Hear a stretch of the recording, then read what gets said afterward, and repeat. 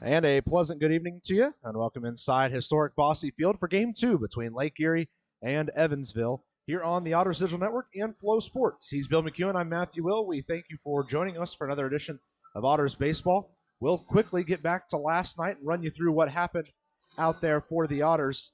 You know, it was a game that Lake Erie got ahead in early, picked up 2 runs in the second. Evansville bounced back with 3 of their own. Really, the Otters did not look back from there.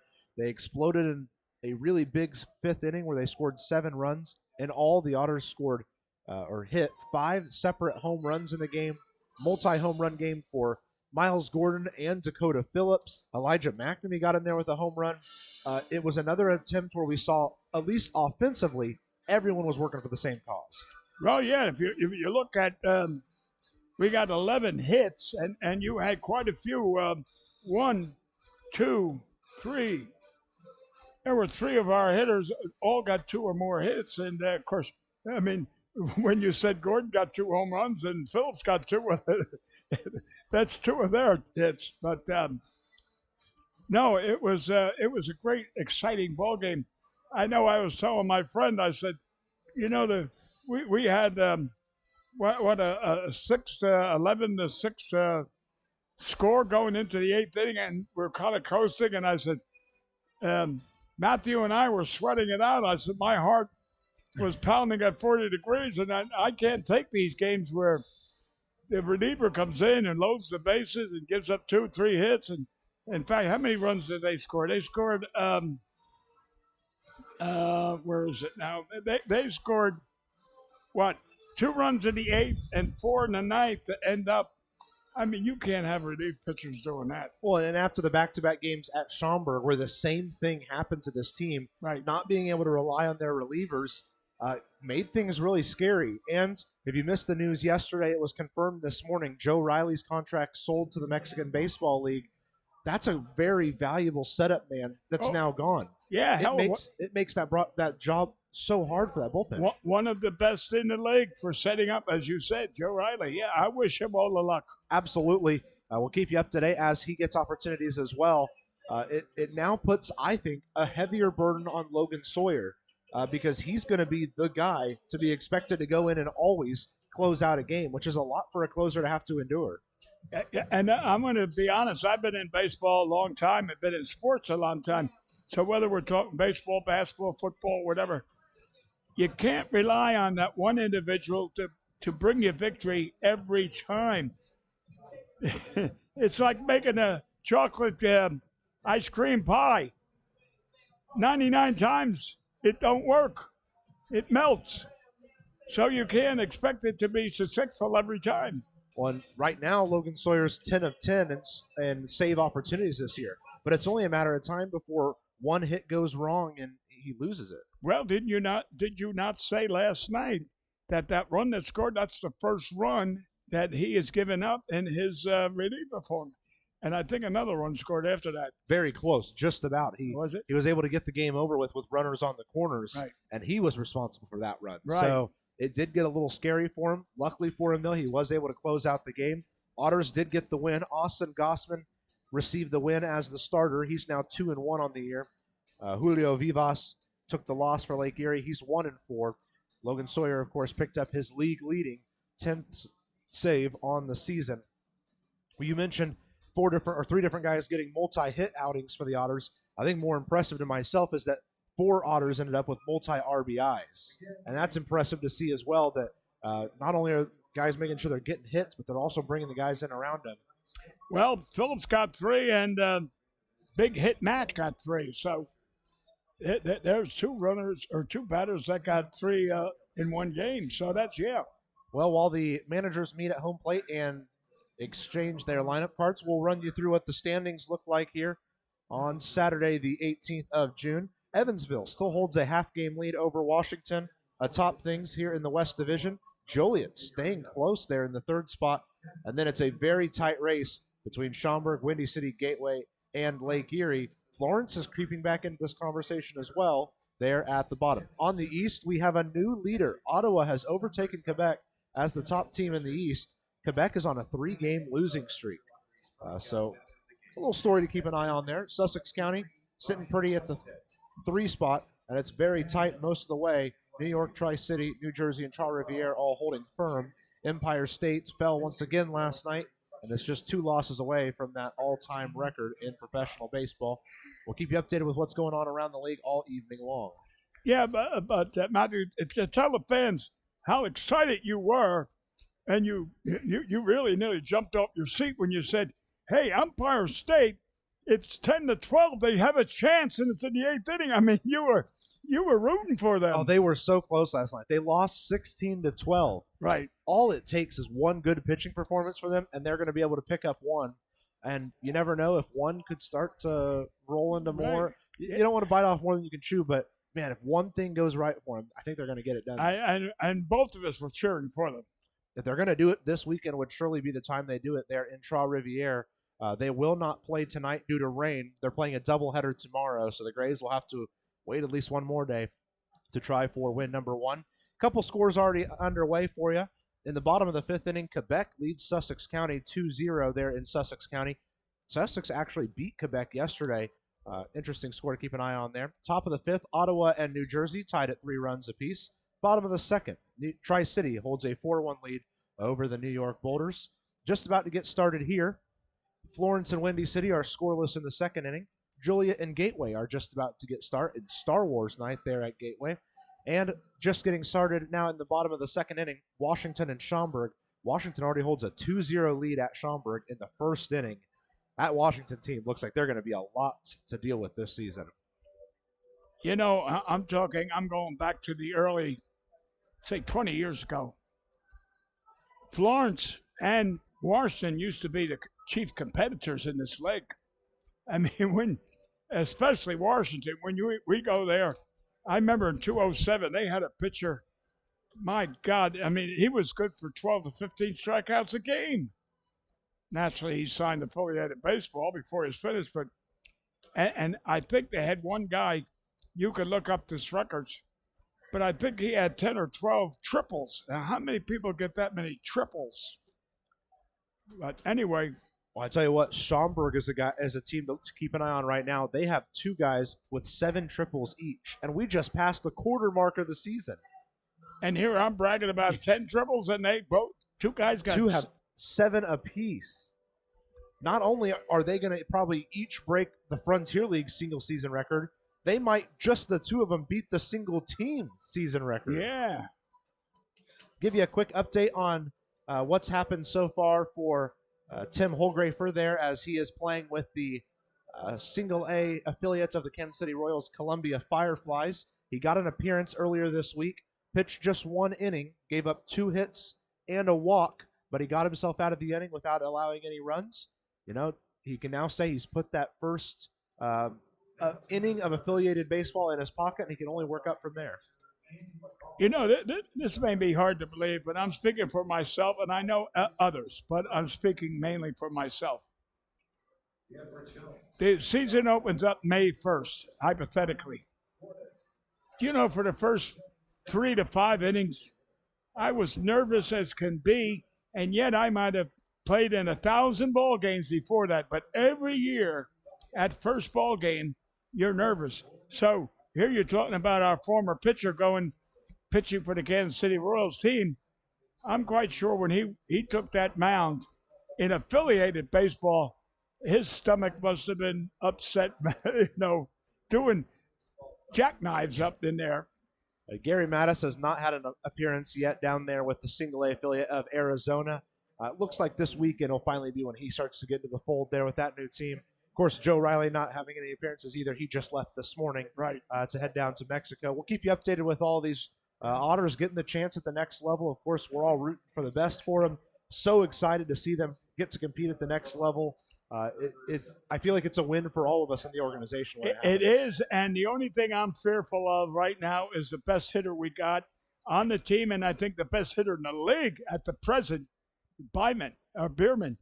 And I'm afraid I hate to see him go, but I wish him luck. You never know what could happen. We'll take a break for the national anthem here. Right after that, we've got first pitch between Lake Erie and Evansville, live here from historic Bosse Field in Evansville. First pitch coming at you next.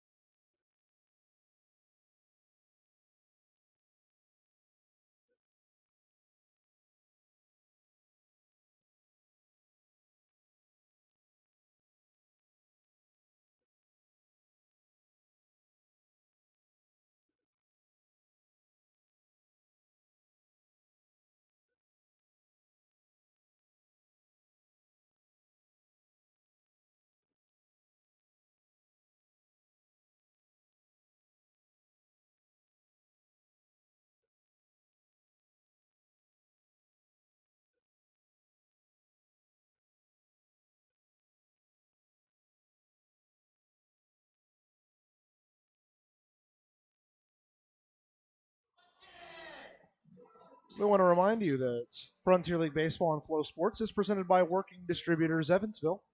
And with that, let's introduce you to the man on the mound for the Evansville Otters tonight. It's the kid, Brett Adcock, who is going to make his third appearance of the year, just his second one here at Bossy Field. So far this year, he's got a 0-0 record officially and is really still trying to figure things out officially. As in his last start, he gave up 5 runs and 7 hits in just 3 innings of work. Gave up that first inning home run, and really from there on struggled down out the gate. But he was really impressive in his season debut against Ottawa a few weeks ago. We'll hope to see that once again for the Otters. Here are the men he'll be facing there on the other side for Lake Erie. And it's, well, once again, a lot of lefties and a couple of switch hitters as well. 5 of the 9 are lefties. 2 more are switch hitters, and it leaves just a couple of righties left in the lineup. Austin Gossman really struggled against those lefties last night. We'll see how Brett Adcock fares up there on the mound this evening. I want to remind you that Adcock is on the mound. Justin Felix is behind the plate. That pitcher catcher battery is sponsored by The Answer Auto Repair East. Find all your battery needs at The Answer Auto Repair East, located at 2319 North Green River Road, or give them a call at 812-475-9000. Ready for the top of the first inning here. Austin White once again leading off for the Lake Erie Crushers as he heads to the plate now.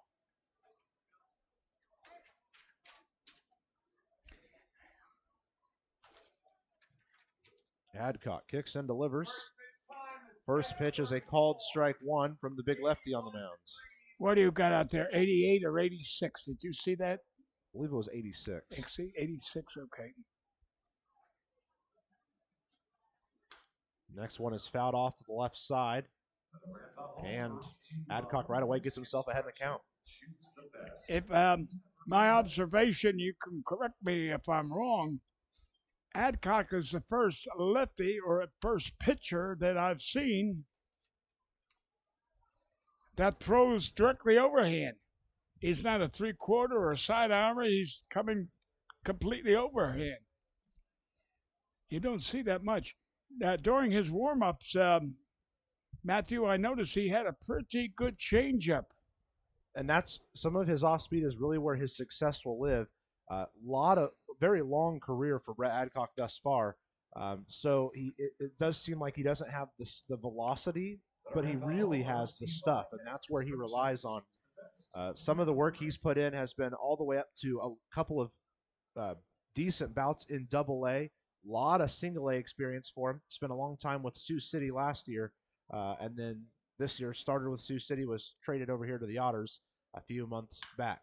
Hit right back up the middle, and it's a leadoff base hit for Austin White after Brett Adcock was able to get himself ahead in the count 0-2. Yeah, but he threw him a hanging curveball. Probably was about 78 miles an hour, and it hung up there. So it wasn't a very difficult pitch to hit. That's the big mistake that pitchers make, is they hang that curve down. Not that they deliberately do it, by no means, but anytime you hang a curveball out there, it's going to be trouble. I tell you what, Austin White had 3 base hits yesterday. Already has his first one in this game. Brings up the first baseman, Jackson Valera. He was my player to watch in this series for Lake Erie at the beginning of it. Really trying to fill the shoes of Jack Harris, who's still on the injured list for this Lake Erie team. Harris is where a lot of the offense went through, and because he has been unavailable for a considerable amount of time, Jackson Valera has seemed to pick up the torch as the guy on offense. 1-0, right across the heart of the plate, evens the count at 1-1. Keep an eye down there on Austin White, trying to get a little antsy there at first. Yeah, that was kind of an off-speed pitch. 83, then they changed it to 85 on that scoreboard there, but whatever it was, it didn't have the velocity of the other. He might be going. He's leaning. No, he didn't. Takes a couple of steps as the ball's fouled away. Yeah. But Adcock gets himself ahead in another count. Now it's all about capitalizing on this opportunity. Well, again, the second batter, beginning of the game, and Adcock's already got 2 strikes on the batter, so he's been ahead of the hitters. Oh, he got him. Throw it. The throw in between out to J.R. Davis at second. Yeah. Yes, indeed. Great heads-up play there by the Otters infield. I didn't think Sinsley was going to throw that ball to second base. I mean, yeah, they just barely got him. That's what I mean. He had plenty of time to throw it, and he just kept stepping toward it. Throw. But on the bright side, it is 1 out with a 1-2 count towards Jackson Valera. Yep.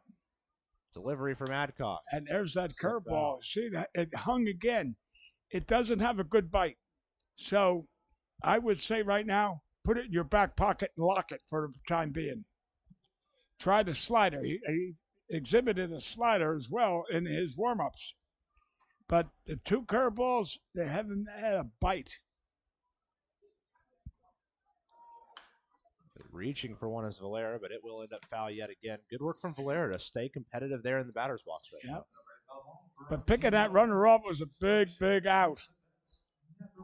Well, that leadoff base hit by Austin White was the first lefty to get a hit off Brett Adcock this year.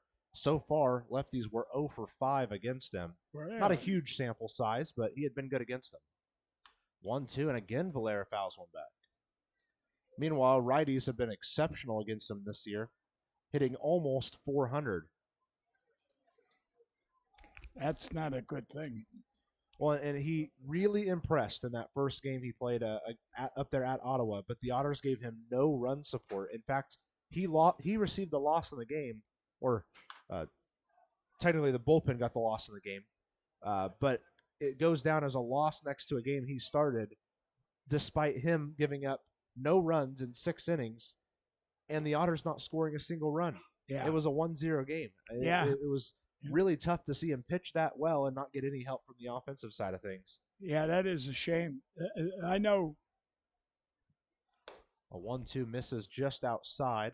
Count evens up. I could understand the feeling that you do your job, but the other players don't do their job. Adcock played his college ball at the University of Michigan. Hard hit ball towards Khalil. He'll play it on 3 hops. Plenty of time over to first for out number 2. I tell you what, that was a tough out. I mean, he fouled up an awful lot of pitches. Well, we saw that a lot of time last night, too. This Lake Erie team does not go away easy. Right. They've made it really difficult for these Otters pitchers to pick up those outs. I think that was one of the most struggling times we saw Logan Sawyer last night. He seemed to really be uncomfortable in that 9th inning. Yes, he was. I agree with you on that. Generally, he's domineering. It's like he throws the ball out and he's the one controlling the pace usually. Right. Yeah. Well, Keenan Irizarry makes a step up, starts with a ball 1 count. In yesterday's game, Irizarry picked up 3 hits and 5 at-bats, but in one of his 2 outs, he still got an RBI on a fielder's choice, so he had productive at-bats all evening long. 1-0 just misses on the high corner. Yeah, that looked like a breaking pitch, but it didn't have any break at all or no bite. So the count's 2-0 to Keenan Irizarry. Now that there's no runners on, it allows the defense to play pretty much straight up. Comes way over the top and misses just a bit high once again. So 3-0 is the count.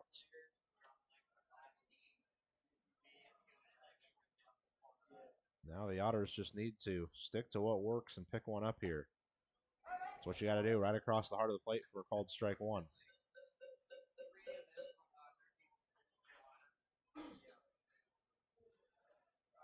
We're starting to see a couple infielders use their glove to shade their eyes, the sun becoming a factor.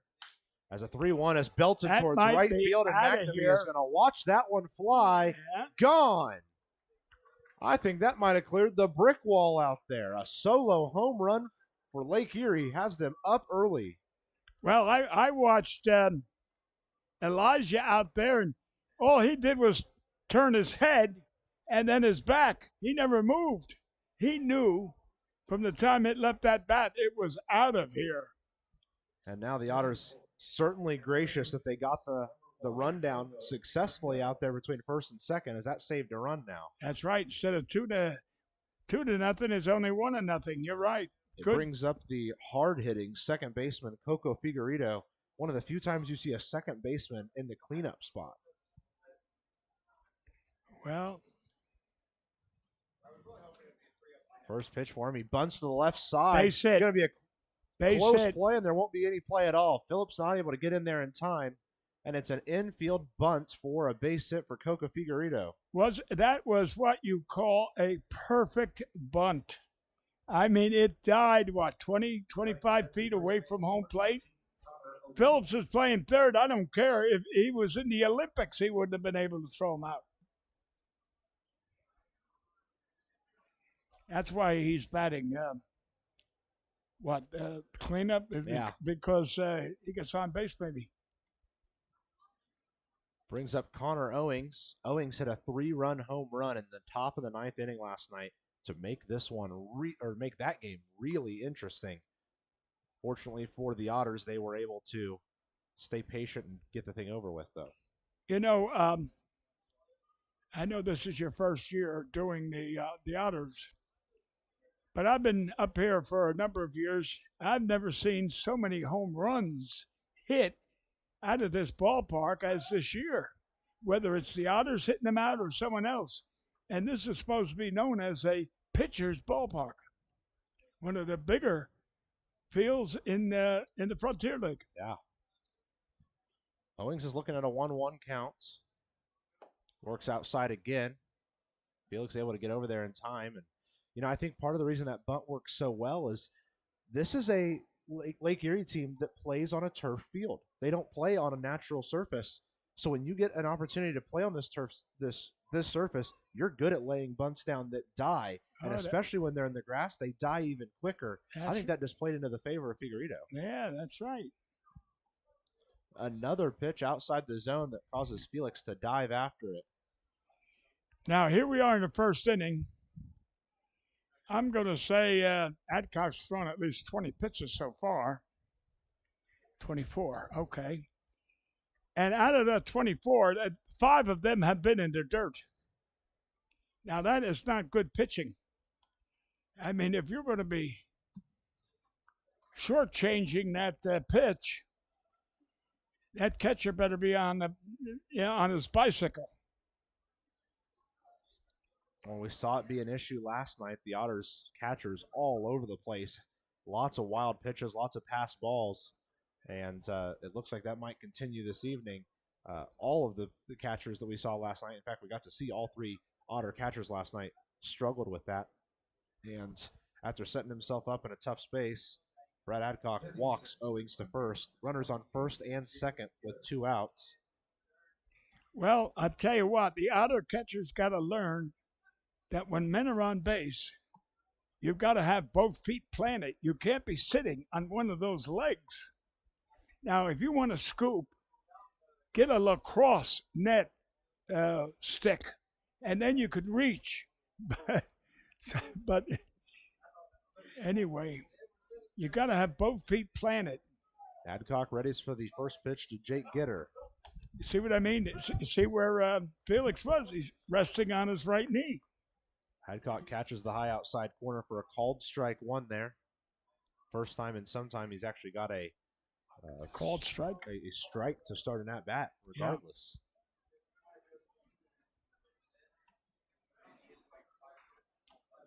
Yeah. Next one is clipped into the mitt of Felix, and Gitter falls down in the count 0-2. Yeah, so now it's the first and second batters. He had 2 strikes on immediately, and now he's got the same thing right now, and he can play with, but don't use that curve because it's not that good tonight. Throw the slider, low and away. The 0-2 to Gitter. Low and away, gets away from Felix for a second. He'll hang on to it. I'll say one thing. I thought Felix is doing a pretty good job of blocking those pitches.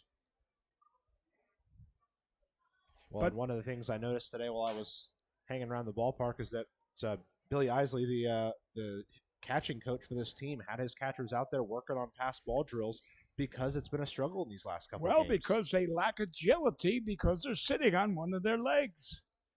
You can't move if you're sitting on a leg. Otherwise, You look at those poor unfortunate people in wheelchairs. I'm quite sure they'd love to have two legs on the ground. You saw it there on your screen. I'll recap it for our listeners on the Otters Digital Network as well here in a second. Ball sent towards Davis at second. He'll head to first for out number 3 to end things off. I'll remind you of the defensive alignment as the Otters return out for the top of the second inning. The Crushers were able to get a run early in this game on a solo home run off of Brett Adcock. We head to the bottom half of the first. Otters trail by 1.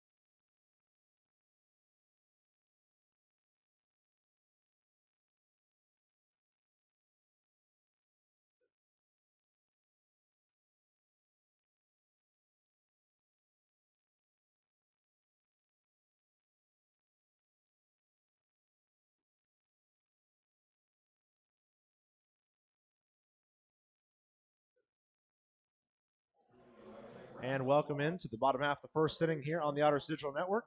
Introduce you to the starting man for the Lake Erie Crushers. It's going to be Gunnar Kynes, who has all sorts of professional experience. I'll get more into that here in the later parts of this inning. Want to let you know that Kynes is on the mound. Fisher behind the plate. That pitcher-catcher battery for Lake Erie is sponsored by the Answer Auto Repair East. Find your battery needs at the Answer Auto Repair East, located at 2319 North Green River Road. Give them a call at 812-475-9000. Now, let's show you through the Otters starting 9. Miles Gordon, Zach Bierman, Jeffrey Baez, sticking the exact same way as it was last night. Familiar middle 3 as well, Sinsley, Davis, and McNamee, rounded up by Phillips, Felix, and Khalil in that bottom 3. No Andy Armstrong tonight. That's the big change in the lineup from last night to tonight. Edward Jones, leadoff hitter of the game, is going to be Miles Gordon once again. He's been very good, all things considered, here in these last 3 weeks, really, for the Otters, except since he made the move to the leadoff spot. He's only gotten on base once as the leadoff man. Every other time he's led off with an out, and not ideal for your leadoff man, but it's something that Gary Mattis struggled with as well. Well, sports is interesting.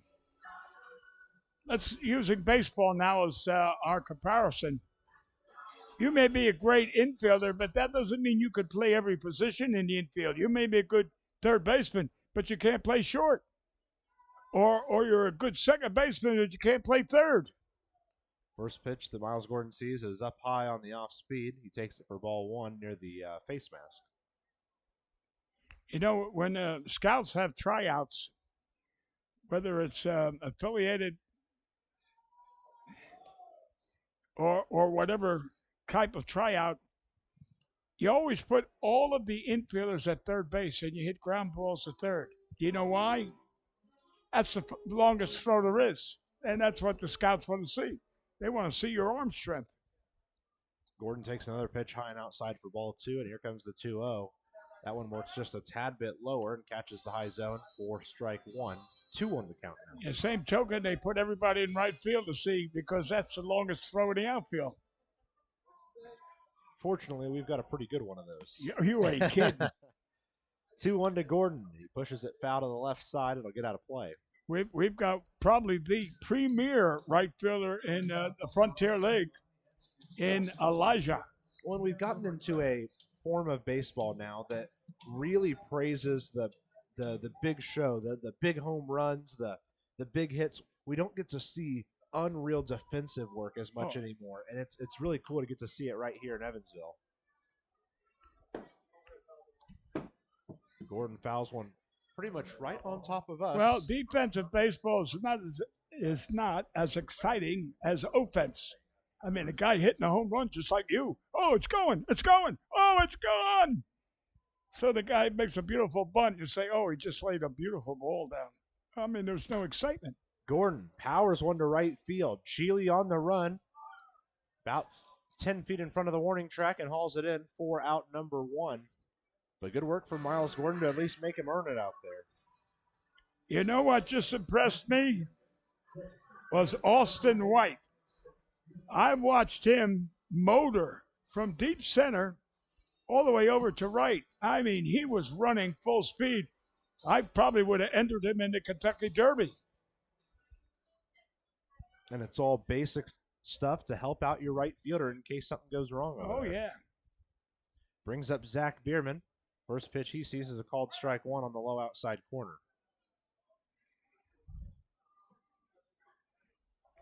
That is not Zach's pitch. 0-1 stays high. You just saw it there on your screen. I'll recap it for those of you listening on the Otters Digital Network. The defense for Lake Erie: Gitter, White, Sheely left to right across the outfield. Flate at third, Irizarry at short, Figueredo at second, Owings is at first, Fisher is behind the plate. Hefty swing from Bierman just sends it foul to the right side. He falls down in the count 1-2. Beautiful breeze coming into our windows. Yeah, it's ended up to be a pretty good day once again. I think the high today was only like 87 or 88. And right at 80. And that flag is flirting to right field. Bierman takes it way inside for ball 2. Count evens up. Yeah, the wind's coming almost straight home from the left field foul pole. So it's almost coming right at you. But if you hit something out towards right field, it might help you out just a little bit. Right. 2-2 to Mr. Bierman. Works way outside. The count fills up. Good work to fill this count up. Anytime you can start a count 0-1 and work it to a full count, I see always as a win. Oh, yeah, you ain't kidding.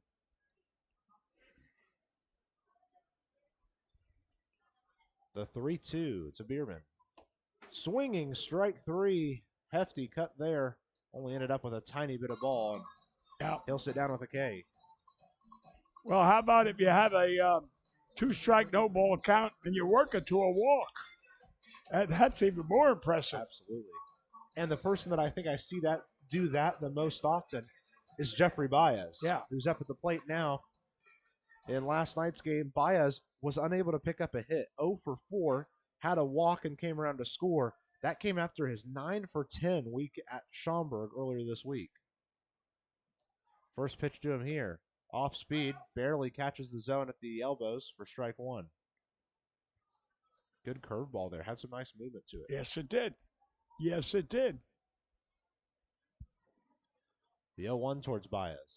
Way out in front of it. Again with that curveball. And it's quickly 0-2. Kind of lazy swing, too. It wasn't aggressive. I think he realized as soon as he started swinging he was behind, and that's why the swing looked so bad. Right. 0-2 to Baez. Thinks about going. Thinks twice. And lays it off for a high ball 1. Baez has got to rotate those hips and move the leg forward with the body.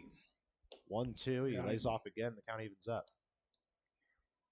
He's got that big build to him. I mean, he has so much power built in with him. He does. You run that through those hips, and you're going to get solid contact. And sometimes his ground outs turn into base hits just because of the power he has. You're right, and that's why he one of his faults is, like you say, he doesn't use his body. He's using his arms in reaching. When you reach, you take a power away. Well, he took a ball high and inside, and the count's now full for him. Right. 3-2 to Baez. Launches it to left field, but I think it's going to be short. Gitter running in, running way in now, and hauls it in for out number 3. 3 up, 3 down for the Otters. After one full inning, it's Lake Erie 1, Evansville 0 here on the Otters Digital Network and Flow Sports.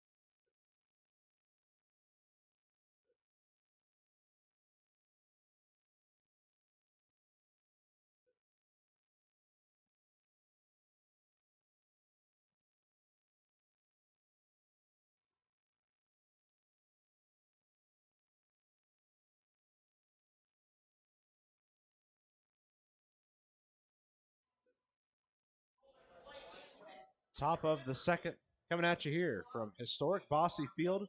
Celebrated the 107th anniversary of this ballpark last night with, well, 4,500 of our closest friends. It was a nice crowd here on a Friday night. They brought the noise all evening long, and of course the Otters like it when fans turn out. It was cool to see that many people come out last night. It was like over 4,000. Yeah, 4,500. Yeah. Celebrated with fireworks after the game, and Well, it was an honor to play here. It's more of an honor to be up here with you in this press box. But for people that don't know Bossy Field, this is one of the gems of Evansville, Otterville. I mean, where can you find a better ballpark than here in Otterville, Evansville, Indiana? the catcher Devon Fisher heads to the plate. Called strike one starts him off on the count. Fisher doesn't have a ton of at-bats in his year thus far. Currently only played in this being his 7th game. He's batting just 2 for 6 on the season.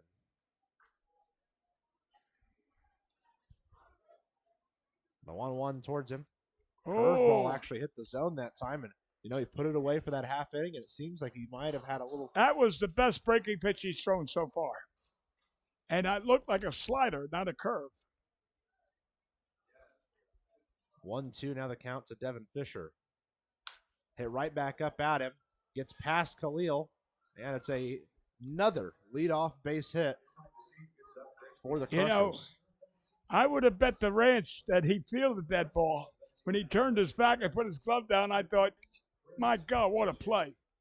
And then I saw it rolling out into He didn't miss it by much. So that'll bring up the 8-hole hitter, third baseman Bryant Flate. Flate is one of the most consistent bottom half of the order hitters that I think I've seen so far this year in the Frontier League. He went 2 for 4 last night with a walk, a couple of singles, one of them having 2 RBIs attached to it. Those were those second inning RBIs that gave it Lake Erie their only lead of the game. Yeah. Now, you may not agree with me on this, Matthew, but I'm going to tell you right now, I would start having somebody warm up in the bullpen. He's given up 4 hits, and he's walked 1. That's 5. So we're in the second inning. And this is the 1, 2, 3, 4, 5, 6. This is the 7th batter. I mean, he's not showing much, is what I'm trying to say. A 1-1 to Flate, just misses the high corner. And I think part of the fear is that a lot of the bullpen had to go last night because of how much of a struggle there was with different pieces of the game. Ended up seeing 4 different bullpen arms last night, including one that gave up 4 runs. So you have to be careful with who you go to tonight because some had to throw a lot more than typical out there. Well, as we have spoken and you have agreed, play toss. You don't have to throw hard in the bullpen, but have your arm ready. That's all I'm saying. I'm not saying replace them. I'm just saying have someone ready. 3-1 is sent on a line towards Khalil. He'll play to second for 1. To first in time. 6-4-3 on the double play. That's exactly not only what the Otters needed, that is exactly what Brett Adcock on the mound needed. Yeah. I just noticed something. Now, last night, JR was playing third. And on 2 different occasions, last night and previous, hard hit ground balls, easy outs. He fields them, takes a few steps, and throws it wild. Almost nearly on every play, he has to take 1 step forward. I don't know why, but he's got to get a step before he throws. I can see, yes, I mean, okay, step forward with your left leg and throw, but don't take a little skip. Maybe that's why he throws them wild. It brings up the 9-hole hitter this evening, Sean Cheeley. We talk about the bullpen. These are the arms available for Evansville tonight. Bowles, Studeville, Abernathy, Spring, Polancic, and Sawyer. Just 2 of those guys did not throw last night, that being Studeville and Polancic. Yeah, Abenaki didn't do too well last night for him. This might be his chance to come back and get revenge. But there are certainly a couple of holes in that bullpen right now. Of course, Joe Riley had his rights sold this morning. No Brady Tedesco as well this weekend. Who's it? Brady Tedesco, the other left-handed hitter or thrower out there.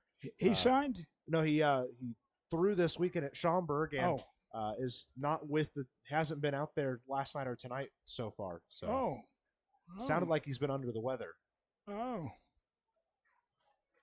interesting. 1-2 the count. Now there was a good breaking pitch. Just missed high and inside, I suppose. And the count evens up at 2 balls and 2 strikes to Sean Cheely. If you're going to have that off-speed curveball going from an 87, 88 mile fastball to an 81 or 78 mile curveball, you better keep it low so that the guy's golfing it rather than putting it up into the batter's eyes. And that's what Adcock is doing today. He's throwing it at curveballs hanging up in their eyes, and he's being hit. Yeah, the second you get that curveball to really bite, it could be really potent. Ball is shot out towards left. Baez hustles in a few steps and hauls it in for out number 3. Much better from Adcock in that half inning. Gets bailed out by a double play, and after 1.5, it's still Lake Erie 1, Evansville 0 here on the Otters Digital Network and Flow Sports.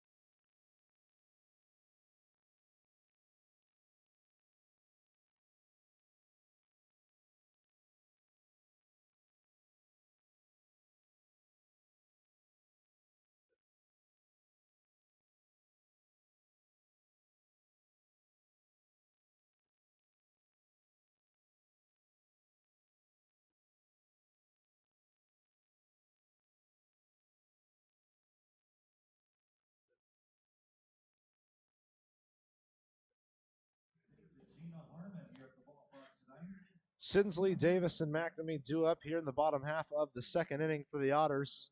It comes after a tough 1-2-3 inning for the Otters in the bottom half of the first inning.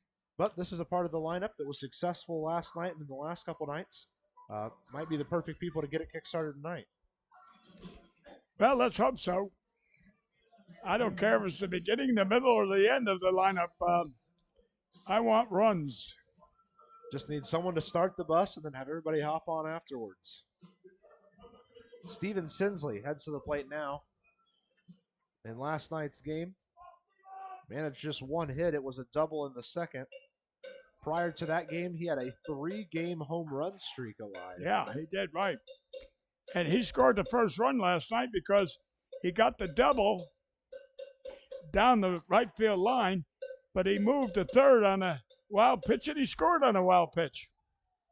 Yeah, made J.R. Davis's life a lot easier there. Right, and then Phillips comes up and hits a 2-run homer. The 1-0 to Sinsley.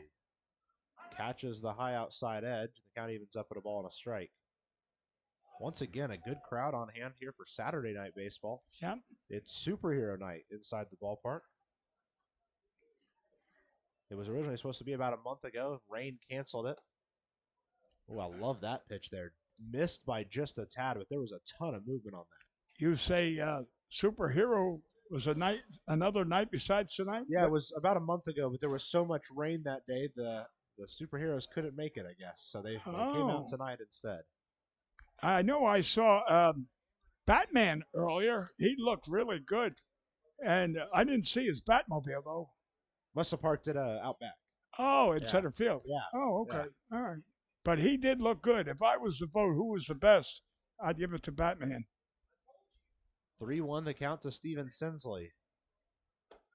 Ball 4, and he's headed to first. He has way to really start the turned up inning. the walk counter recently. I mean, just in these last 3 or 4 games, he's picked up a walk every single game, and that was after 5 or 6 games that he was struggling to walk. So nice to see him pick him up in consistent at-bats. And more importantly, your leadoff man is on in an inning with some big hitters coming up next. J.R. Davis due up now.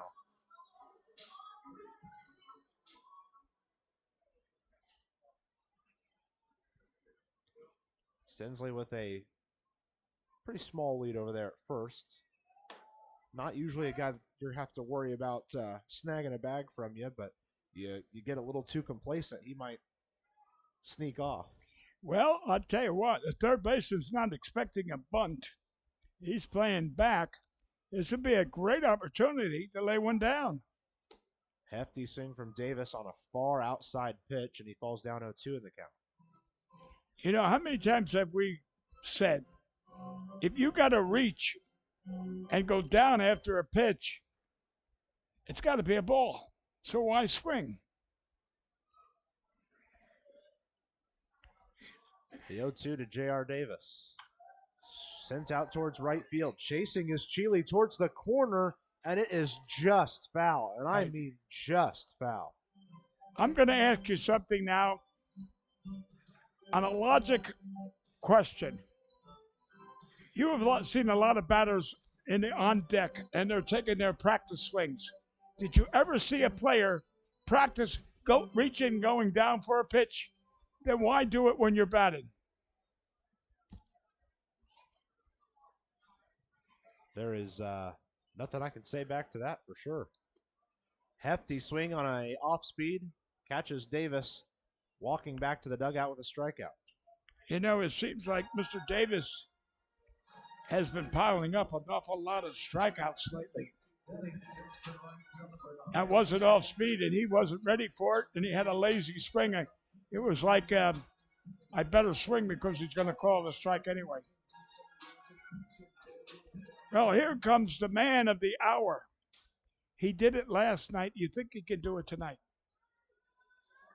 You know, a base hit is really great for me here. I don't absolutely need the home run from him. It was great to see him extend the hands on a pitch and really get a hold of one last night. But, you know, I think one of the things that makes Elijah McNamee so special is his consistency. Not the power hitting, not the speed. You can always rely on him to be a guy who's going to help you out at least once an evening. Well, one for McNamee, they decided to go over to first instead. Having Elijah out there in right field is comfort enough to know that anything going out there is going to be caught. Or if it does get by, it's going to be held to a double at the best. The 0-1 towards Matt. Turns hard on it, was a little ahead, and he's down 0-2 in the count. McNamee has reached base safely in 23 straight games. We call him Big Hit Mac, but it might just be Big Consistent Mac, because he seems to always find a way. Well, like I say, the Otters are fortunate to have him. Absolutely. 0-2 to Elijah McNamee. Strike 3. Called strike 3. He doesn't like the call, but that is a good pitch in the low outside corner. Back-to-back strikeouts now for Gunnar Kynes. That'll bring up Dakota Phillips, a guy you want to get alive once again.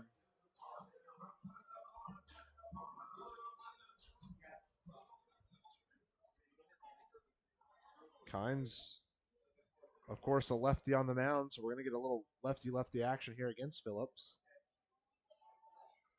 First offering is sent right back up the middle. Base hit. Go to third. Go to third. Second is going to be Sinsley, and he will be very easily safe at third. And there's runners on the corners with 2 outs. First hit of the game for the Otters belongs to Dakota Phillips. Well, now here's a chance for Felix to just bleed one through the infield. Just bleed it. Well, that's what Felix needs. He's been very on and off with his hitting, and he's been really searching for a couple games of consistency like he had back in Canada. The second he finds consistency, he is going to be a very dangerous hitter to stop. Because when he had a consistency for a few games on that Canadian road trip, he was a very good hitter. But it's all about finding the approach at the plate that works best for him, and he's struggled to find that. His first offering called strike one on the curveball, maybe not quite a curveball, but very off speed, 88 or 78. Well, I think the most important thing for a hitter to acknowledge to be a good hitter is to recognize your strength and your weakness. And by that, we're talking about reaching for pitches that are in the dirt on the far outside, and you know there's no way you can hit it, so why have to go swing for it? And yet you let the pitch that's your bread and butter down the middle, belt high, you let it go for strike three. Well, and that's something that Felix, I've noticed, has done a lot of work on as he takes a 1-1 down for ball two. Is I think today my timing might be a little wrong here. The hitters on this team started their pregame stuff at about 3:30. I saw Felix head out to the cages at about 1:30, and he put probably 45 minutes or an hour into the cages just working on his stroke through the ball and working on the positioning he wants. He's been spending a lot of time on that recently. Yeah. Hard swing on the 2-1, evens the count at 2-2. Well, see now that was out of his strength. It was a high up pitch up by his neck. You shouldn't have chased it. It should be a 3-1 count. And that's what I mean about knowing your strength. We had a kid back in 2007, came from California. 2-2 for Felix, and he sits down on a strikeout as well. All three outs come via the K in the second inning. Otters are finally able to get their first base hit, though. We head to the third inning, though, with the Otters still trailing 1-0 to the Crushers.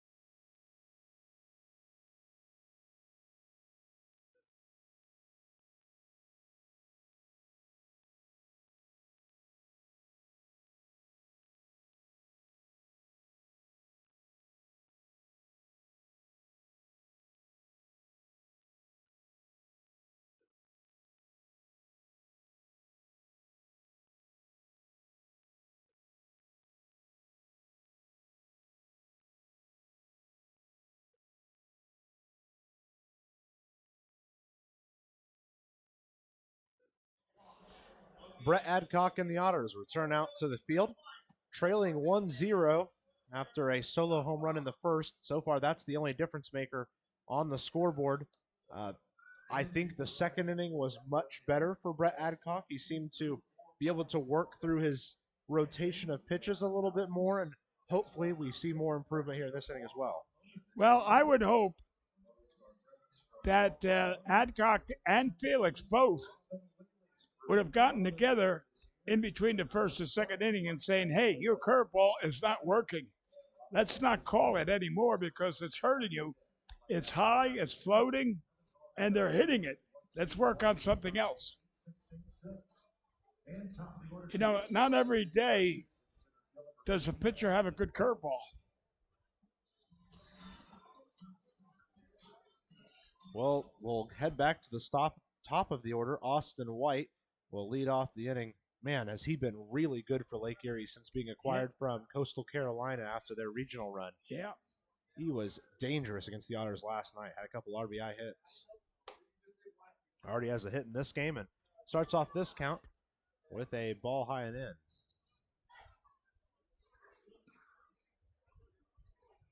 Looks like the defense all playing pretty much straight up except for Phillips, who's playing pretty far in on the left side. Well, I'll tell you what. If I was like Phillips over there in third. And I mentioned him running from center to right and mentioned the Kentucky Derby race. If this guy's batting on third base, I'm playing in because this guy can bunt you to death. And infielders are more or less playing halfway too because he could outrun a ground ball. Count goes to 2-1 after the ball high and outside. Adcock ready to go. 2-1 gets skied foul to the left side, and the count's even at 2 balls and 2 strikes. These are the ones I want to see Brett Adcock start to really taking advantage of. You got the guy at 2 strikes. Finish it. But not with the curveball. Slider, low outside, make him reach. The 2-2 to White. Low outside, worked a long way outside. Yeah, too far. Count goes to full. That's one thing I disagree with Felix. I think he overcompensates when he wants a low outside pitch. He shifts his whole body to the outside of the. The 3-2 heater gets it sent right over at Sinsley. He'll run to first himself for the unassisted first out in the third.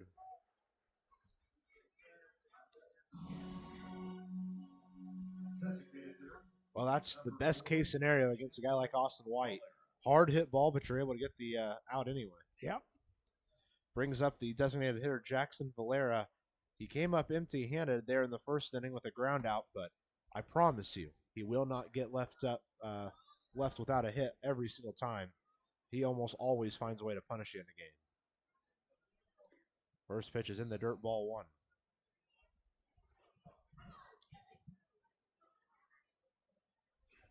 You know, Evansville, I think I've been fortunate to have a pretty good team out there this year. I would say they're definitely contenders for the playoffs. But they've got a few holes they've got to patch up. Well, right now it's just on paper. They are the hot, if not the hottest, the second hottest team in the league. The only team coming close right now is the Ottawa Titans, who have been in a very good run of form, of course, taking the lead over there in the East. Right. But the Otters have won 8 of their last 10 games, and they have no sense of stopping anytime soon.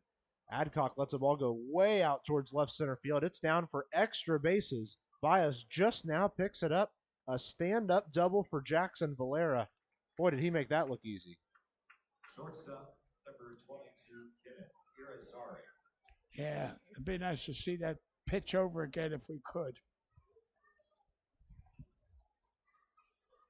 So now the 3-hole hitter, Keenan Irizarry, who hit the solo home run in the first inning, has an RBI chance with a runner there on second. See, now as a catcher, former catcher, but as a catcher, when this guy steps up to the plate, you remember what ball he hit and where. And you say he's not going to get that same pitch this time. Well, just don't let it be under 80 mile an hour in the high parts of the zone. Right. First pitch to Irizarry, low and outside, ball 1. It looked like a curveball, but didn't have any bite at all to it. Yeah, it dropped down to 69 mile an hour on that pitch. Is that what it really was? Slowed down. And that's one thing you don't want to do is hang a curveball. The 1-0 to Irizarry. That time he takes Probably the heat 80, down and outside. 84. Okay. And the count is still not in favor of the Otters, 2-0.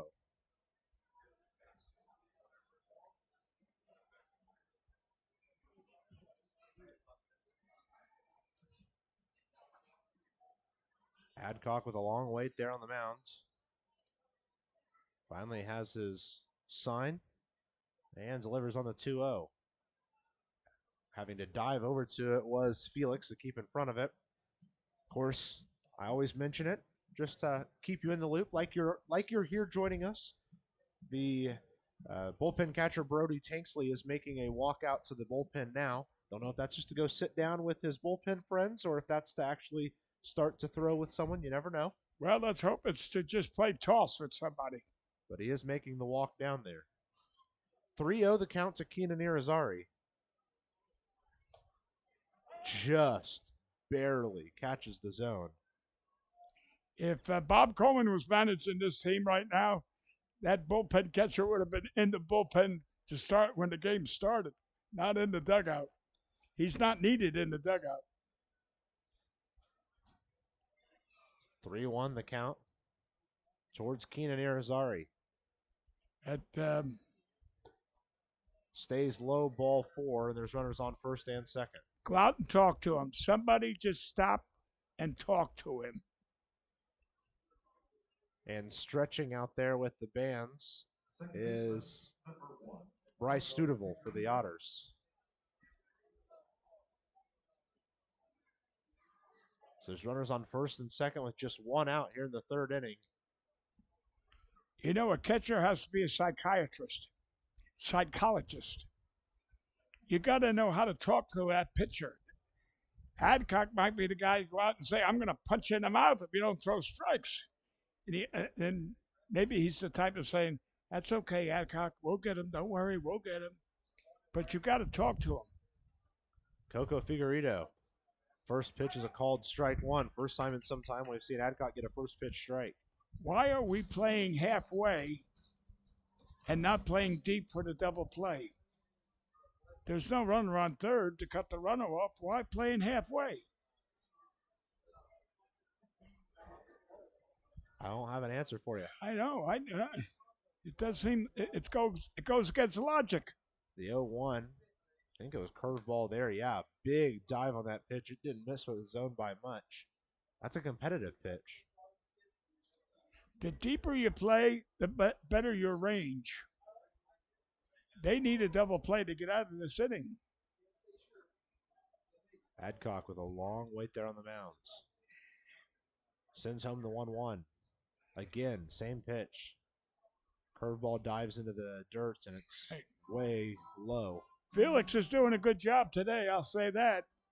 He's blocked at least 8 to 9 pitches so far. And again, we're in the third inning. The biggest thing to note is you don't have to catch it in the glove, which I think the last couple nights they've been trying to catch it.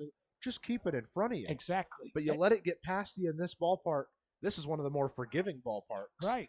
It's still, so far, you're not going to make a play. So it's impressive to see him keeping everything in front of him. 2-1 gets a hard swing. You know, you just described the right mannerism. The catcher has to keep the ball blocked in front of him, not scooping with the back scoop of the glove. Because if it reflects off that glove, you know, you call the number 2 bus and ask for a ride back to the backstop. 2-2 is the count. Adcock will step off for a second. Now he's ready to go on the 2-2. Big pitch here to Coco Figueredo.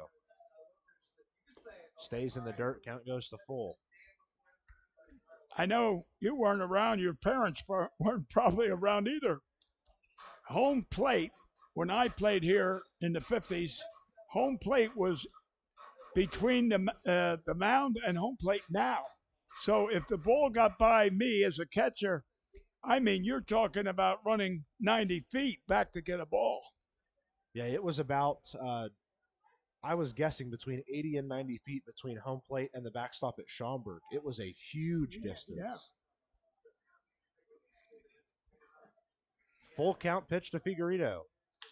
He skies it out towards left. Baez chasing back towards the warning track and hauls it in. And the most important news here, neither runner will advance on the fly. Yeah. First baseman, number 18. So that will bring up the 5-hole hitter, first baseman Connor Owings. He had the 3-run home run yesterday. Gotta be careful. I think he hit a home run in the last series that they were here as well. We'll get the fact checkers on it. Okay. I don't want any Pinocchios. Yes, indeed. Yes, indeed. A He 2-run did get a home run. run in the last. Yeah. I thought so. First pitch to him in this at-bat, a swinging strike 1. In fact, the home run he hit was on Brett Adcock. Oh, really? Yeah. Boy, oh boy. How the turntables. That was the game. Adcock did not look good. Yeah, he definitely struggled in that game. Yes. Now he's just trying to make this one a little bit more of a lasting impression. The 0-1 to Owings. There came the... It looked like he lost grip on that curveball, but it ended up working out for him. I know it, but still hung. Yeah. Still hung up there. Bryce Studeville is starting to stretch and toss out there in the bullpen now. They have him actually up and throwing. You know, I caught two Frenchmen here in Evansville. 56, it was Claude Raymond, who we called Frenchie. And in 57, this guy up here. Pushed out to left field, down for a base hit. They're running him home. Baez with the throw to the plate. Oh, man, He what got a throw. him. He got him. Absolutely not, says Jeffrey Baez, and guns the runner down. Yes, but Felix didn't make the tag. The runner ran into Felix. What a great play. Brett Adcock with a huge smile on his face, and rightfully so. We head to the bottom half of the third inning. Otters still trail by just one in this one against Lake Erie.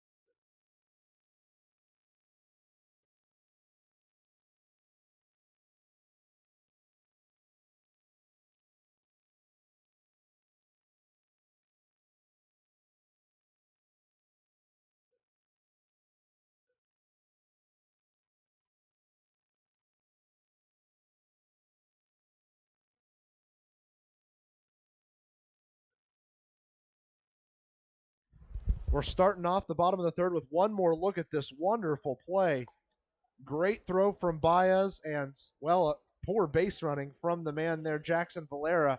Kind of ran straight into Justin Felix. Credit where credit's due. Felix set himself up in a place where, though a bit controversial at times, he could make the play. Oh, yeah. Well, a catcher's got to be a tough character because you know you're going to get run over a lot of times. And I give credit to Felix, what a beautiful block it was and a beautiful tag. And it saved the Otters a run. And also compliments to Baez for a good throw. Leading off the half inning is George Khalil, the Australian shortstop for the Otters. Batting in the 9-hole today. We saw him get a base hit last night in his last at bat, and it was a solid base hit too. When he gets a hold of balls, he really puts them in the gaps well. But he has struggled making contact, and but once he does, it's very good contact. Starts off with 2 swinging strikes, and he's down 0-2 in the count. Gunnar Kynes on the mound, kicks and delivers. 0-2, called strike 3. The second called strikeout for Gunnar Kynes, and he has 5 strikeouts on the game now.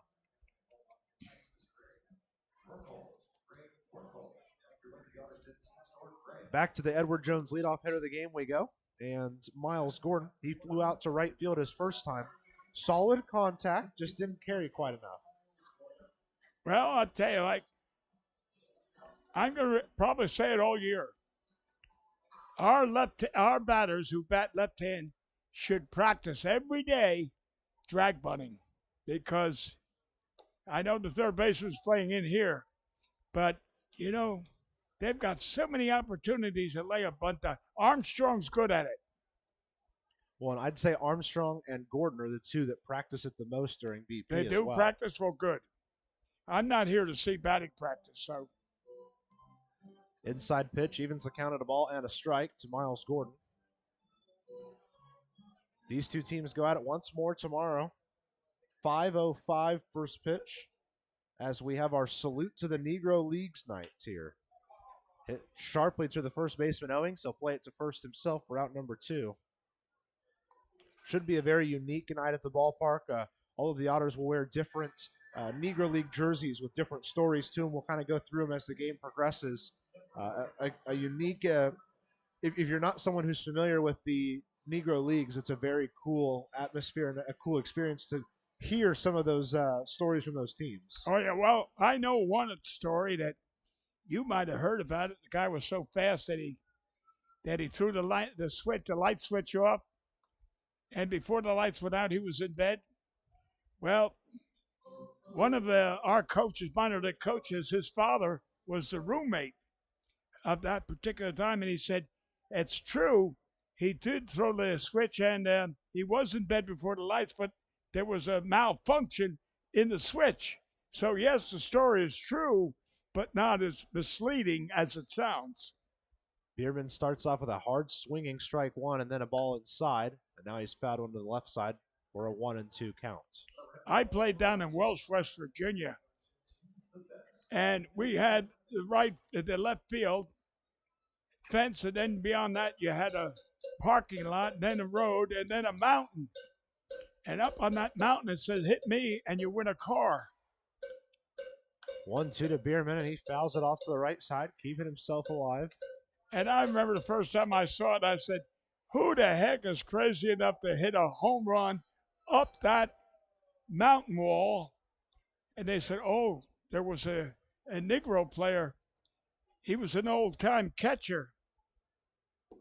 Swinging strike 3 on a pitch that sinks on Zach Bierman. He's got 2 strikeouts on the day, and that ends the 3rd inning. Yeah. Otters still trail this one 1-0 as we head to the 4th inning. New pitcher coming in for the Otters. We'll let you know who it is right after this.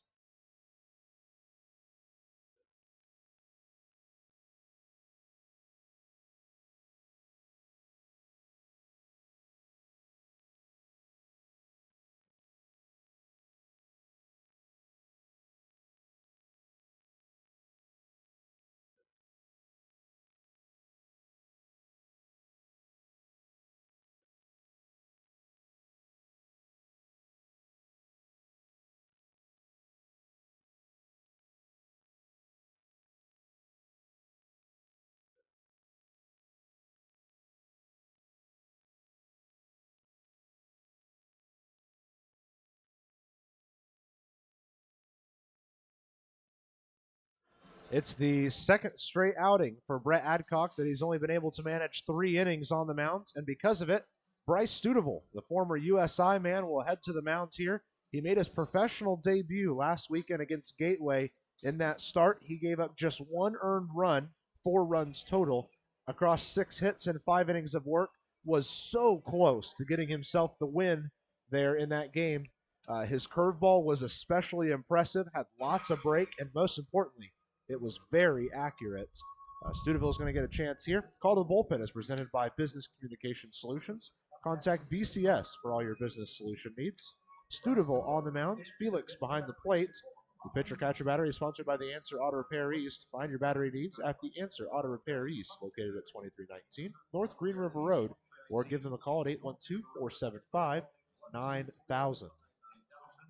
Tell them sing for the Otters. Sing you. Well, he impressed us in his last outing, his professional debut. I have more of that story to tell you as we watch him this evening. But I got to talk with Bryce a couple times this week here on both the road trip and ahead of this series, and he's excited to once again get a shot to prove himself. He'll start off against the 6, 7, 8 hitters of Gitter, Fisher, and Flate in this half inning.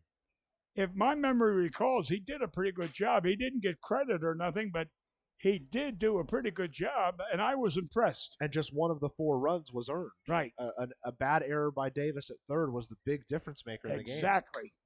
First pitch is hitting deeply towards right field. McNamee running back, and it's gone. 1 pitch. First pitch delivered to Jake Gitter is a solo home run. And this game's lead has been doubled.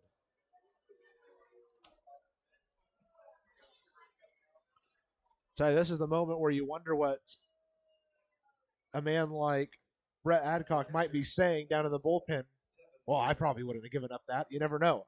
You don't know what it is. Maybe he is a little upset that he got pulled from this game a little early. Well, that's true. We never know how they're feeling. It's just like, let's put yourself in the place of the batter who got the home run. Hey, here comes a new pitcher. I bet he wants to throw a fastball strike down the middle. I'm going to be ready. Well, it's backed up by a ball inside and then a called strike one against Devon Fisher. So the count evens up at 1-1. Baseball batters are guest hitters. Ball sent out towards center. Gordon retreating back a few steps and bringing it in for out number one.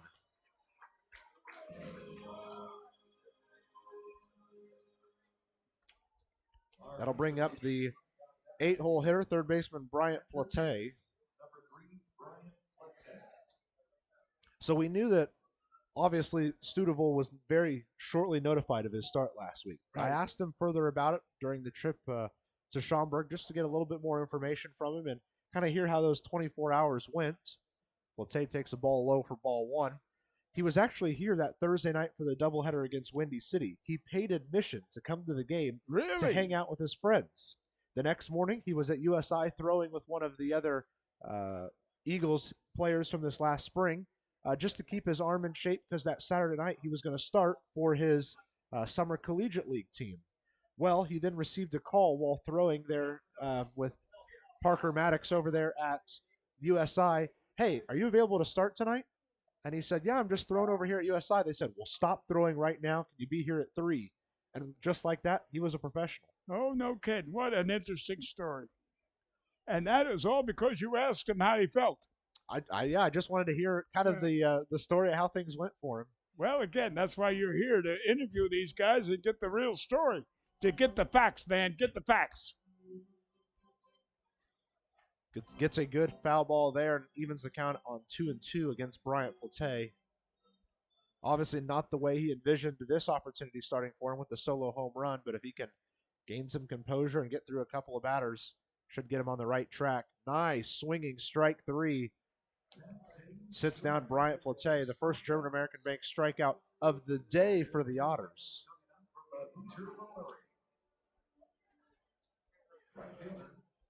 He managed 4 in his first start. I think the thing that you and I were most impressed with Studeville on is that he threw the curveball a lot and gave up no walks. Right. That was the most to impressive. have a guy that is so dominant with a curveball not give up walks is a great 1-2 pitch. Exactly. 1-2 You're right. punch.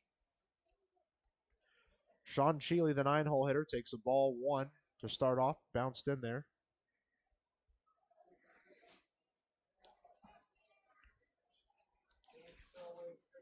Cheeley last night managed just 2 base hits, had a garbage time RBI towards the end of things, but it ended up being just a bit short. It's a little too late.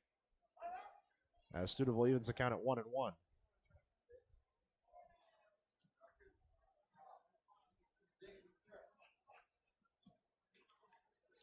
1-1 the count to Sean Cheeley. Defense playing pretty much straight up. Ball is pushed out towards left field. Baez won't have to move too far for out number 3. A solo home run doubles the lead for Lake Erie. Then it's 3 straight outs collected by Bryce Studeville. We head to the bottom half of the 4th inning. Otters trail by a pair now.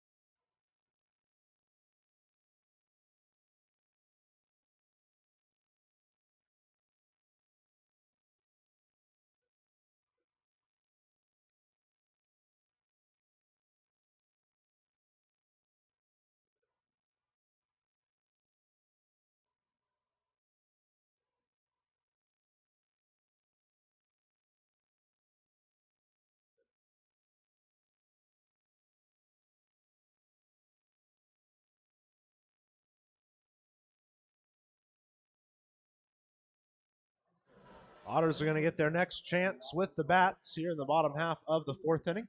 Let's take this time to look through the Fox Sports WYFX Frontier League scoreboard. Quebec leading Sussex County 3-2 in the top of the ninth inning. In the bottom of the ninth, New Jersey down to the last out, down 5-3 against Ottawa. Of course, Empire State and Trois-Rivières are postponed tonight. Tri-City holds a 7-3 lead over New York in the fifth inning. In the sixth, Washington holding on to a narrow 2-1 lead at Schaumburg. Good one brewing there, just outside of the Windy City. Florence down 3-0 to Windy City in the sixth inning. Julian Gateway scoreless in the fourth. But that Washington's 3-2 now. It was 2-0. Right? Yeah, it was 2-0 in favor of Washington. Right. Now it's 3-2 Now it's in favor 3-2, of Washington. 1-0 the count to Jeffrey Baez. Make it 2-0 after a couple pitches up high. I can remember sitting in many a major league ballpark and looking up at those scoreboards they'd advertise on the roofs, and whoever was in second or third place, you were always looking and interested. Did they win? Did they win? Baez lifts one out towards left field. Gitter chasing over towards the sunny part of the outfield and hauls it in for out number one. Got his he hit off the back foot again, and that was why it was just a cheap fly ball to left field, probably about 280. But again, Baez has to stride into the pitch, not dip that back shoulder. Brings up the cleanup man for Evansville. The first baseman, Steven Sinsley, who walked in the second inning, was stranded on third. Yeah, I thought we were going to score that inning. Takes the first pitch for a called strike one. Off speed just glazed his way in there at the last second.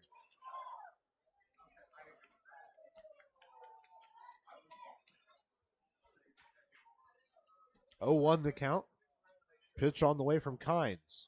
Stays low, and the count evens up at 1-1. Well, look at that gap between third base and the third baseman. Yeah, they are really expecting Sinsley to pull this to the right side of the outfield. The 1-1. Oh, man, just barely catches the outside edge. See, now, this would be the perfect bunt. Looking at the third baseman, where he's playing, if you got a good bunt down to third base, you got a double, in fact. The 1-2 to Sinsley. Zoom down the right side, but just a bit foul. So we got 2-2, or 1 ball, 2 strikes.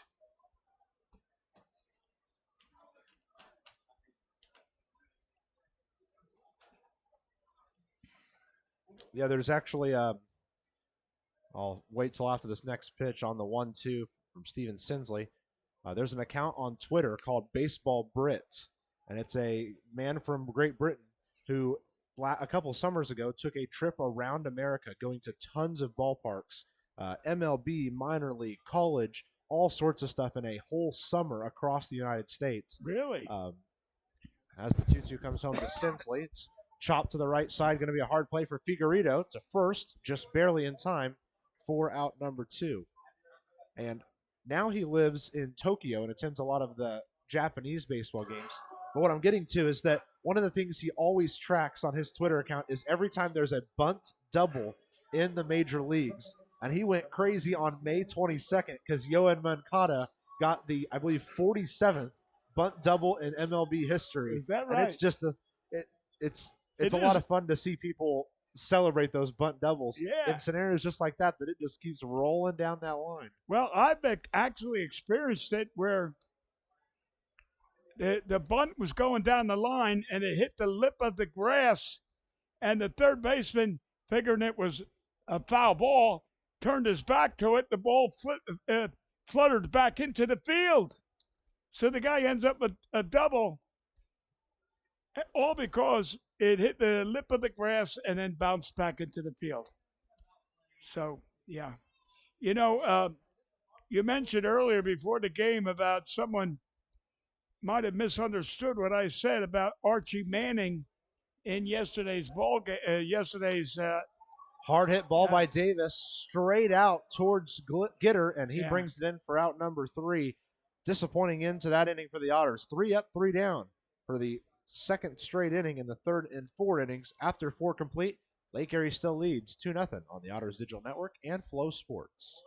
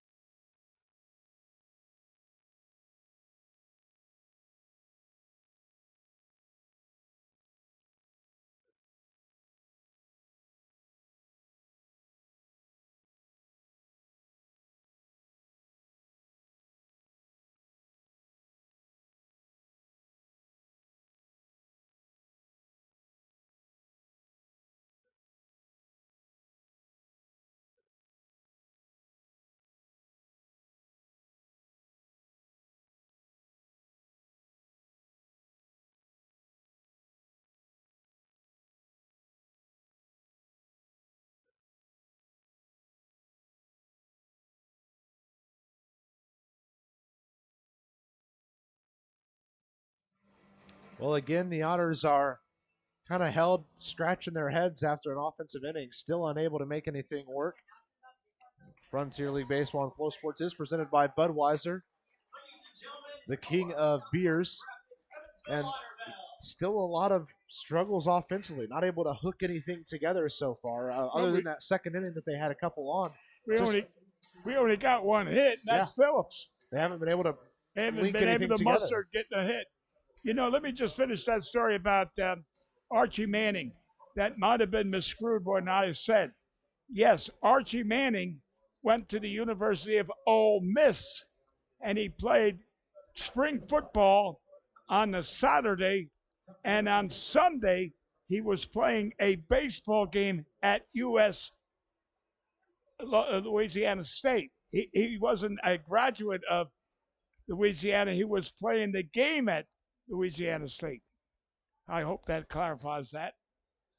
Austin White already getting his third appearance of this game. He's 1 for 2 with a hard hit single in the first inning, but he was caught strangled between first and second while out there. Takes ball 1 to start off this at bat. If I may just further that story a little. Yes, in the Easter Sunday newspaper down in Baton Rouge, the story on the sports page was Archie Manning completes spring football practice at Ole Miss, throwing 4 touchdown passes. That was on Saturday. He's on the football field.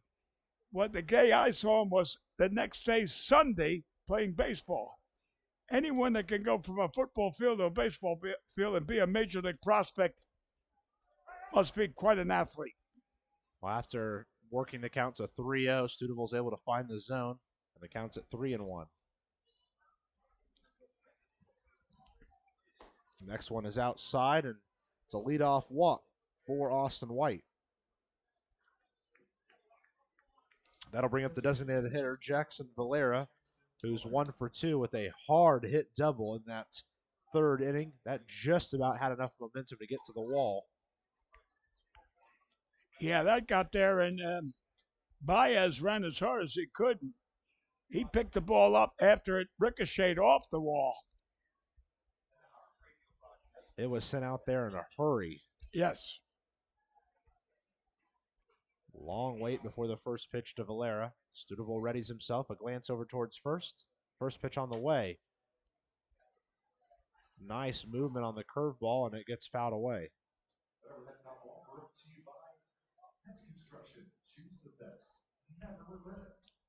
The outfield's playing straight away. And again, why is the infield playing halfway? Yeah, the infield's been playing very deep with nobody on, but then playing shallow with someone on. It is kind of strange. Right. I mean, you're giving yourself a better opportunity for a double play playing deeper. I just don't. There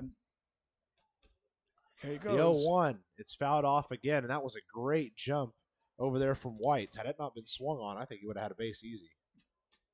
I think he would have went into second base standing up. He didn't even need to slide.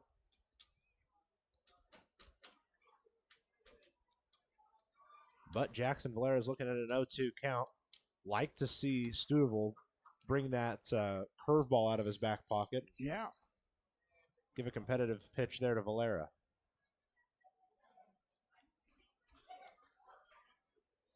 He's got no balls, 2 strikes. The check over at first. That is a really quick turn and throw. Yeah. But back in time is Austin White. Remains an 0-2 count.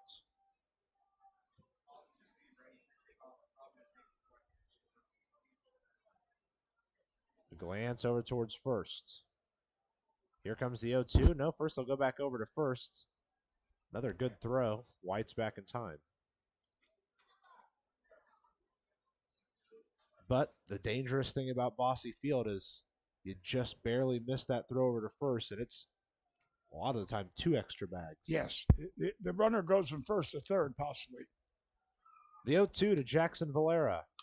Curveball stayed a bit high, and because of it, it's fouled off. You're right. It was a good pitch, a curveball, and it did let her high. Didn't get the hard bite that his usually does. He didn't pull the string hard enough, right? Instead of releasing the ball shoulder length, you're letting it go up here instead.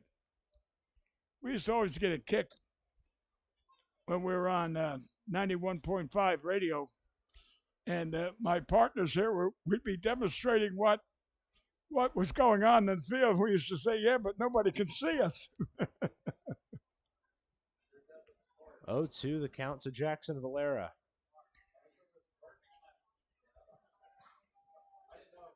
Works high and inside, and Valera just barely gets out of the way in time. Oh boy, that one makes you lose your breath pretty quick, doesn't it? Yes, it does. You know, in all the years I played, I only got hit in the ear once. And the most unusual thing I ever saw happen, it was against the Dodgers, Thomasville, Georgia Dodgers. And the manager complained that, that I didn't get hit. 0-2, it's chopped out towards right field. McNamee chasing in, hauling it in for out number 1. It ended up that the only people that could be on the field for the Dodgers was the batter and the next batter up. Everyone else had to be in the dugout. The umpire restricted them all to that bench, to that dugout. I never seen that in my life before. But that was the only time I ever got close to being hit in the head. So it brings up Keenan Irizarry, who's 1 for 1 with a solo home run and a walk so far in this game. First pitch he sees is outside ball 1. Runner at first is Austin White. They have been worried about him so far. Rightfully so. He has got quick legs if you let him get too much. Well, again, if you're playing center field, you can run. The 1-0 to Irizarry. Catches the zone. The count evens up at a ball and a strike. What I'm trying to say, Matthew, is I could never play center field. I gave the update last night, so I'll give another update tonight. Here's what happened in the College World Series today. Arkansas with a big 17-2 win over Stanford, which now means that, now throw past Sinsley allows Austin White to get to second. That ball didn't get too far past Sinsley. I know, and I'm going to say, who gets the error on that, the pitcher or the first baseman? I thought the throw was there. It looked like the throw was there, and Sinsley just kind of pushed it a little too far. Right. We got no ruling on it. We'll see exactly what they decide. It's an error anyway. No matter, someone gets an error. And just like that, there's a runner in scoring position to a couple of really dangerous hitters. Now, if by chance, and hopefully it doesn't happen, Mr. White on second scores, would that be an earned run or because of the error? Although he's there because of the walk. So he's got on because of a walk. I think it would just depend on what the next couple of batters see. Okay. If there's another base hit, I think then it's implied that he was in a position There's a lot of implications that go I know into that. it. That's why I'm uncertain of how I Yeah. would call it. They're going to say an error on the first baseman advanced White to That's second. who I thought it was because I thought Sinsley tried to make the tag and he didn't have the ball. Yeah. And that ball got a long way away from him. Yes, For it to it be did. moving so slowly, it just kept going. Right. 3-1 to Irizarry. Strike. Called strike 2. Oh, yeah. I think Sinsley didn't realize he didn't have the ball. That's why he didn't react. He thought the ball was still in the glove. And it wasn't moving very fast away from him. That's what surprised me, that it kept moving so Right. far out there. Yeah. At least 50 feet. Yeah. Full count to Keenan Irizarry with 1 out and a runner on second. This is an important pitch for Bryce Studeville. Just misses low, and there's runners on first and second with 1 out. Okay, now we're talking before about the situation. Earned run or not, that error now becomes null and void because the walk would have put him on second Exactly. anyway. So now we don't have to worry about it. Right. Thank goodness. Yes, I hate to make decisions, major decisions. See, now here we are again. There's 1 out. There's runners on first and second, and our infield's playing in again. Why?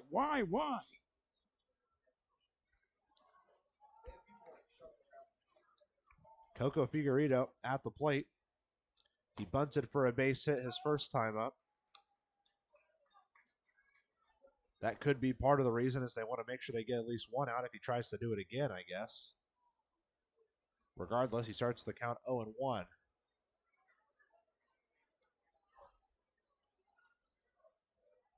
Now the 0-1 pitch is headed his way. Just misses a bit low. The count evens up at a ball and a strike. And Secret Weapon is here tonight. He told me before the game, when I met with him in front of the entrance, that he was on YouTube, and that I guess I'm not familiar with all this stuff, but there are comments made about being on YouTube, and he had 3,820 some people commented about whatever he was on, and the next highest he said was 28 people commented on something else. I said, I definitely will tell our fans that one of our celebrities got 3,820 some votes or comments, whatever it's called. Count evens up at 2-2 after a called strike 2 in the high outside corner. A nice pitch there from Bryce. This is another scenario. Gotta find an out right here. Would do wonders for your team. Oh, yeah. I want to see them ground ball and see how they execute that double play. 1 out, runners on first and second.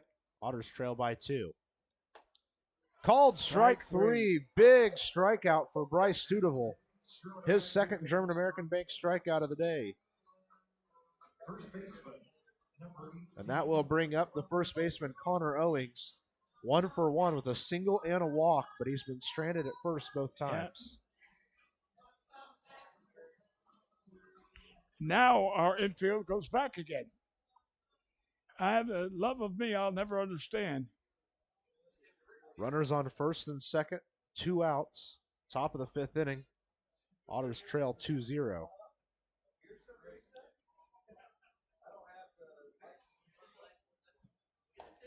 Pitch works towards the outside edge, and it's a called strike 1.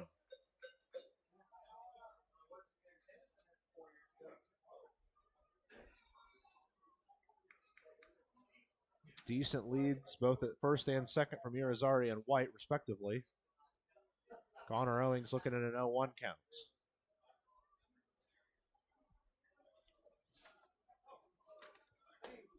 Next pitch catches the high outside corner, and count falls to 0-2 against Connor Owings.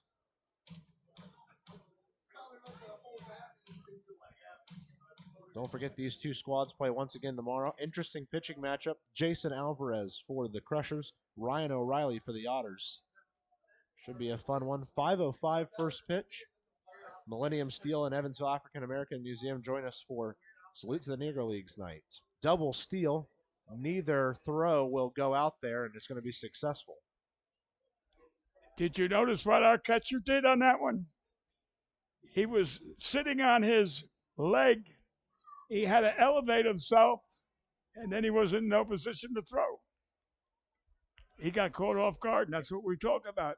And the double steal caught everyone by such a surprise. He had no infielders running towards bases either. So even if he wanted to throw, he had no option. Yeah, well, okay. I was watching the catcher. I wasn't watching the fielders. Okay.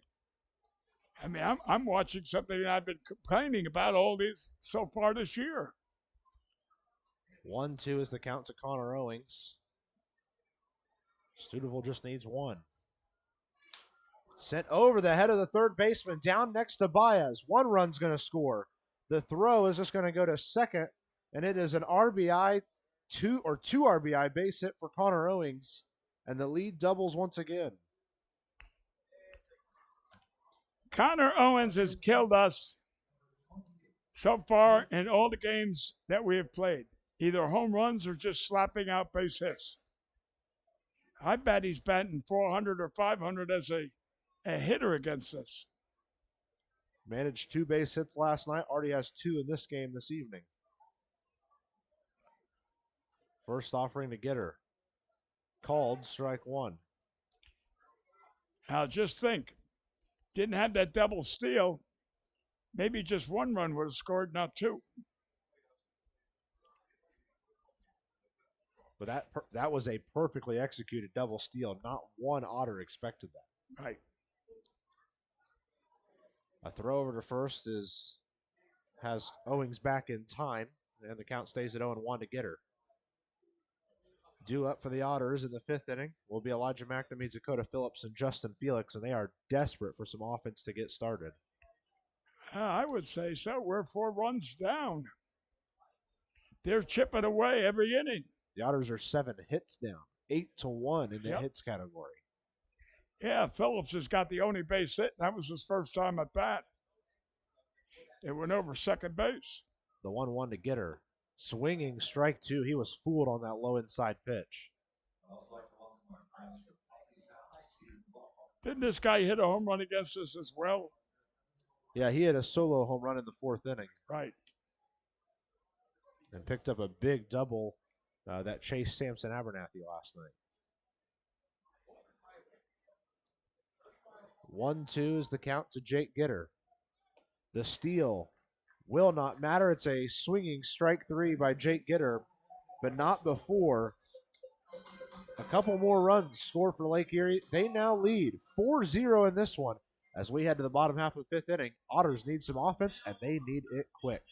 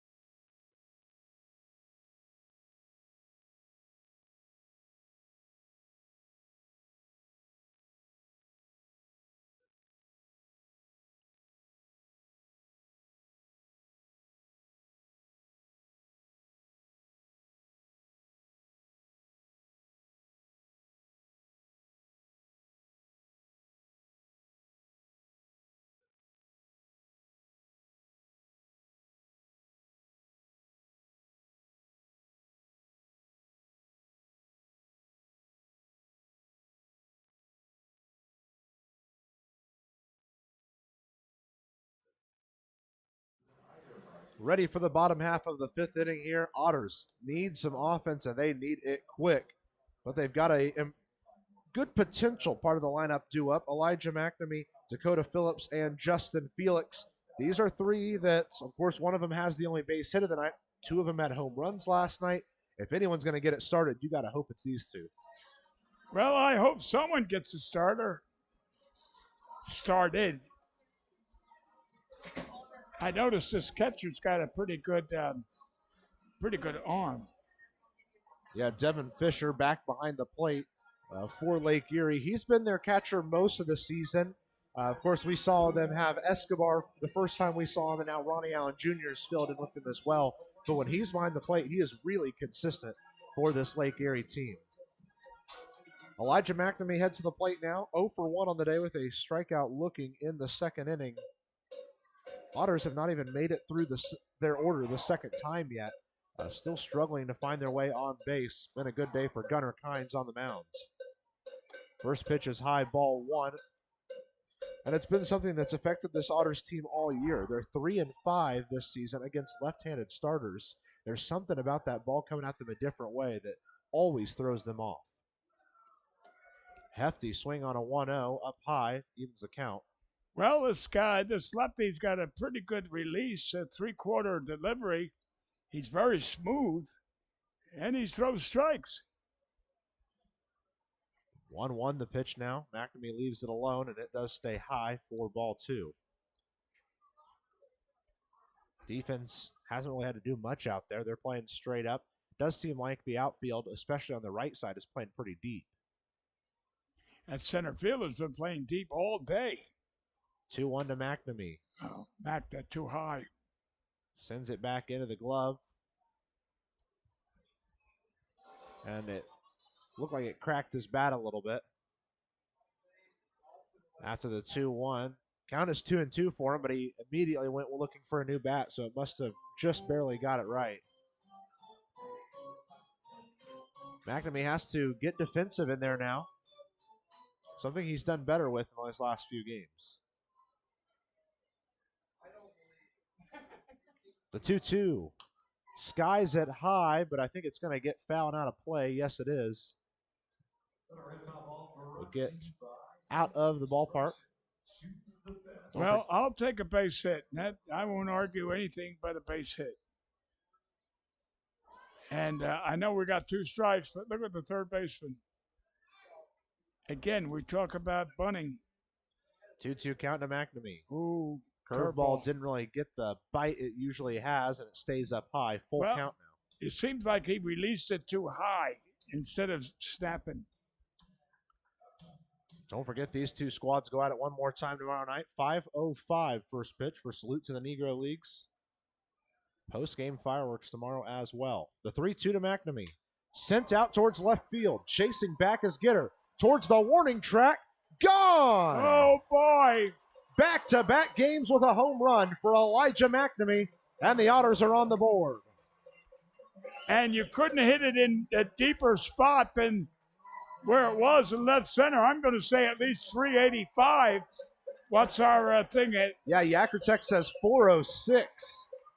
All right, I'm not going to argue with that mechanics. It didn't look like the left fielder or center fielder thought they had much of a shot.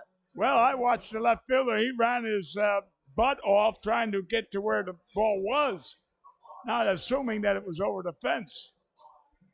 But, oh, my God.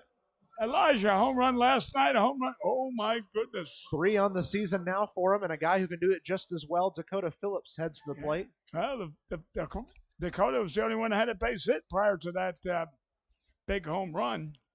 For McNamee, it's the first home run he's hit off a lefty so far this year. Phillips starts off with a called strike 1. Now, look at that third baseman. He's playing shortstop, actually.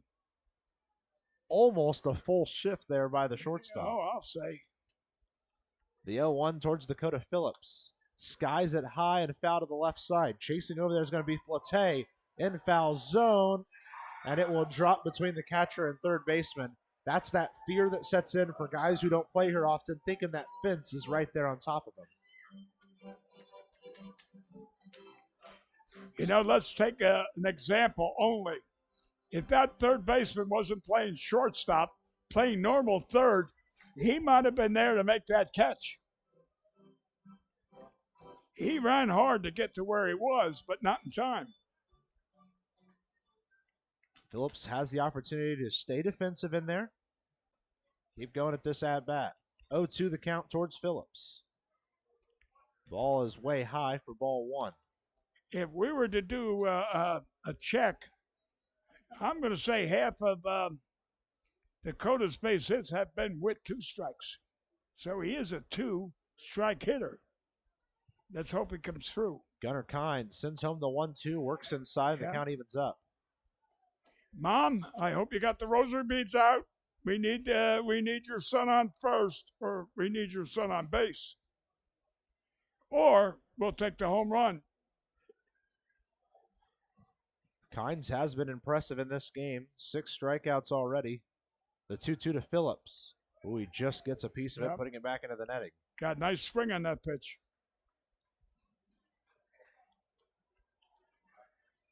No action in either bullpen right now. Both teams seem to be happy with what's going on. Well, you were talking about our bullpen being depleted, and I was just checking. We got 12 pitchers on our roster.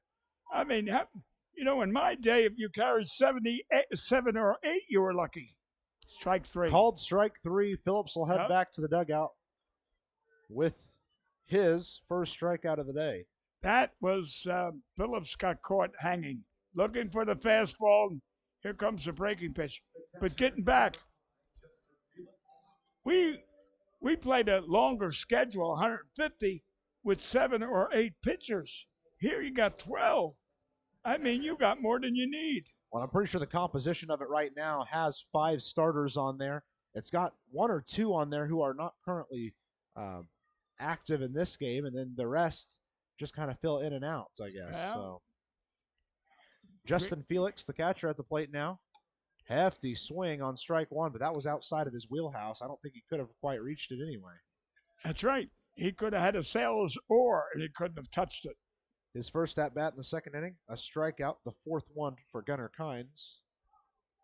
Looking to put something in play this at-bat. 0-1 works in towards the elbows, and he evens his count at a ball and a strike. 1 out, no one on here in the bottom half of the 5th inning. Otters did strike for their first run of the game. Trailed by just 3 now.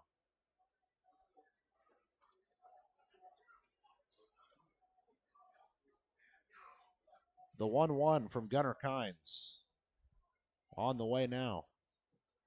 Hefty swing, had Felix way out in front of it. He pulled the string on that one, and Felix was way out in front.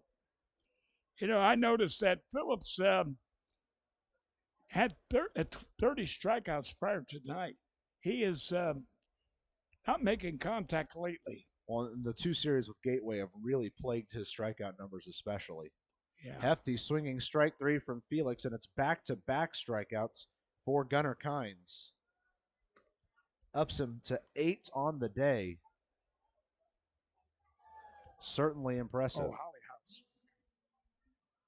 It'll bring up with 2 outs. The shortstop, George Khalil, the Australian himself, looking for his first base hit in the game. Did manage a base hit last night, but it came in his very last at-bat when the Otters really couldn't do anything with it. Yeah, Felix had 2 strikeouts tonight, but he also had 21 prior to tonight. Yeah, I believe in the Gateway series that we played at Gateway, 7 of his last 8 at-bats in that series were strikeouts. Then when Gateway came to town, he had another couple of really rough nights with a strikeout. Those Gateway Grizzlies have a way of striking him out. Right. And it's seemed to carry into some of these other series he's played. The games that he's not striking out, though, are the games he's really excelling in, putting balls in play, and a lot of defensive players are struggling to get him out. Meanwhile, George Khalil takes a pitch up high, and he's looking at a 1-1 count.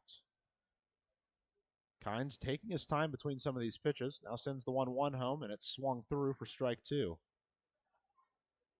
That kind of looked like Khalil decided to swing a little bit too late and really didn't have a shot I'll at it. agree with you on that. I'm looking. He's got 19 strikeouts, and he's already struck out his first at bat too. So the 1-2 to Khalil. Inside and hits him.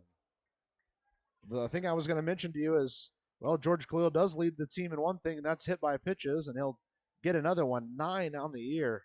He earns his way to the bases in a really tough way sometimes.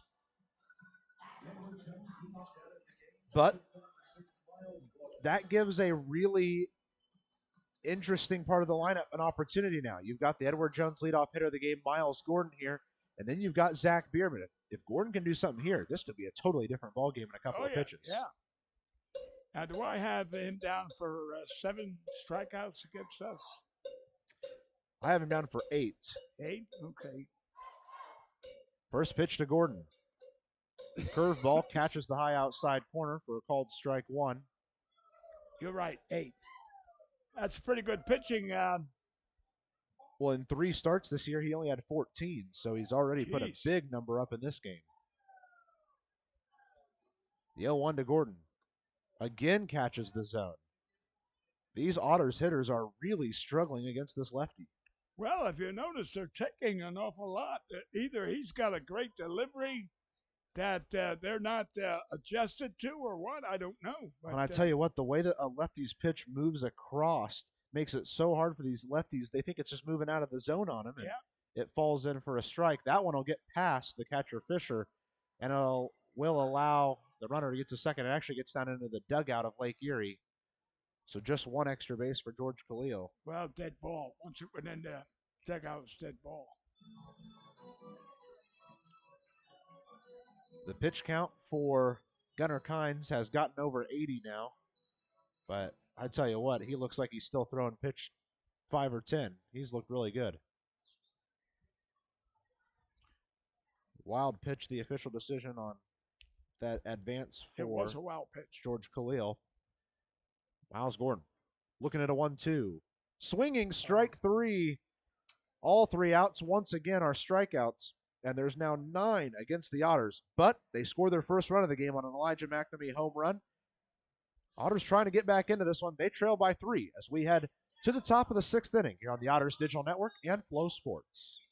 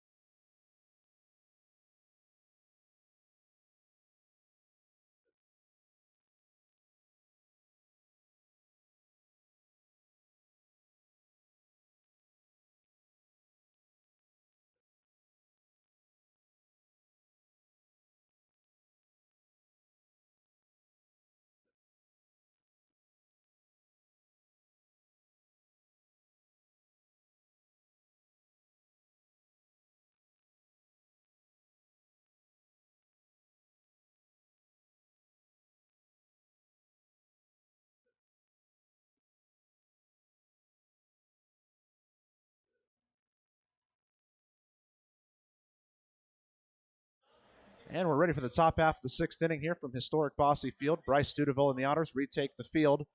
Studeville still working good in this game, still under 40 pitches in his long relief appearance. I want to take this time to welcome into the broadcast Christine Courts from Holly House, tonight's nonprofit sponsor of the game. And let's just kick right into it. What is it that Holly House does to try to help this community out?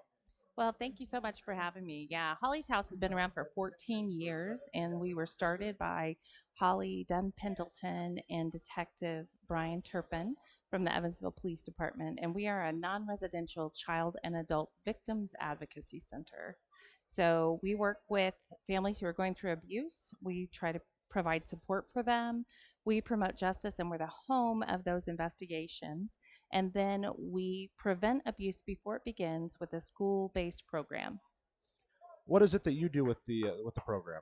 So I'm the executive director at Holly's House, and I have the privilege to work with all of our teams, both our prevention educators that actually go out to schools and teach virtually to schools. And they've actually worked with 86,000 students in 6 counties now to teach them prevention, to help them to have good body safety boundaries, and to know who to tell if something happens that makes them feel unsafe.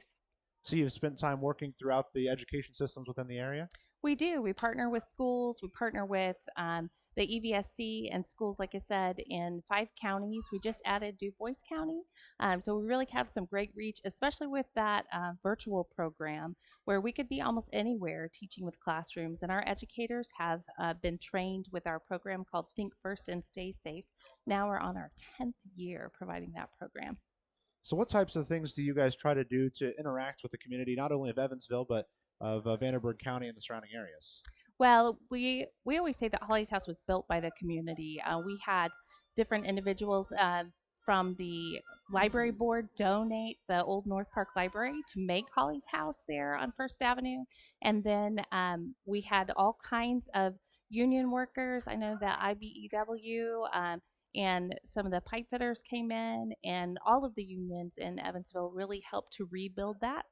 And then we had community members, people like the current prosecutor in Work County, Mike Perry, came and laid tile at Holly's House to make it what it is today. So we're grateful for the community. We are working to recognize the partners that we work with. And that includes partners with law enforcement and the Department of Child Services, therapy services, and medical services. So we are hosting on October 1st the Bryant Turpin Service Awards, where we are now taking nominations for people in each of those categories to win this service award and be recognized in the community. So if someone would like to help put together suggestions for that award, how do they do that? You can go on our website, hollyshouse.org, and send us information, and we'll have more promotional materials out with nomination forms for them to fill that out online. So what types of events do you guys try to do with the community that help you get that one little bit further into the reach of the community? Yeah, absolutely. So we're helping with a backpack drive with Familial Dental this August, and you can find out more about that on our website as well. We again go into the schools on a regular basis, so we're always working with them to see what we can do. And as we move forward into October, then we also work with families who are dealing with domestic violence, and that's Domestic Violence Awareness Month. And we'll have some specific events and hope to have some maybe even here at Bosse Field. The inning started off with a fly out by Devon Fisher out to center field. Bryant Flate looking at a 1-2 count now. One of the things that I think the Otters have tried to do a lot more of is giving you guys a space to speak on some of these things and getting your name out there. Now, of course, the sad side of probably about the business you work in is there are people who need help out there and don't know where to go. If they're in that scenario, how do they get a hold of you guys to receive help? Right. Well, we certainly want people to know what we do and how to contact us. And again, you can find more information on our website. If you are aware, in Indiana, everyone who is an adult is a mandated reporter if they believe there's some type of abuse happening with a child. And everyone who has any kind of understanding of that needs to report that through the Department of Child Services by calling 1-800-800 5556. German American Bank strikeout there for Bryce Studeville on Bryant Flate. Has 2 down and no one on, and Sean Cheeley, the 9-hole hitter, headed to the plate now.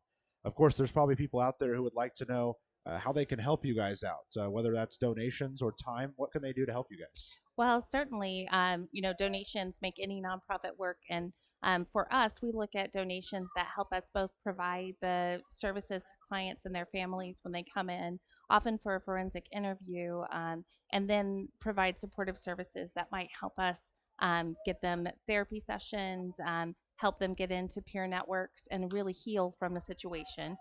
So we're looking for donations for that. We also look for donations of support for our prevention program where people can, with $20, sponsor one student in prevention. And the list of schools that we're currently working in is again on our website, and you can also go to hollyshouse.org to donate. Hollyshouse.org is where you can find all the information about this evening's nonprofit sponsor, Holly's House. I want to thanks again to Christine Quartz for joining us here on the broadcast. I'll make sure that a couple more times throughout the evening we'll remind people about where they can find your information. Thanks for hopping on this evening, and we hope that you continue to help this community better every day, one by one. Oh, thank you so much. We appreciate the support of the Otters. We'll back with the bottom half of the 6th inning right after this on the Otters Digital Network and Flow Sports.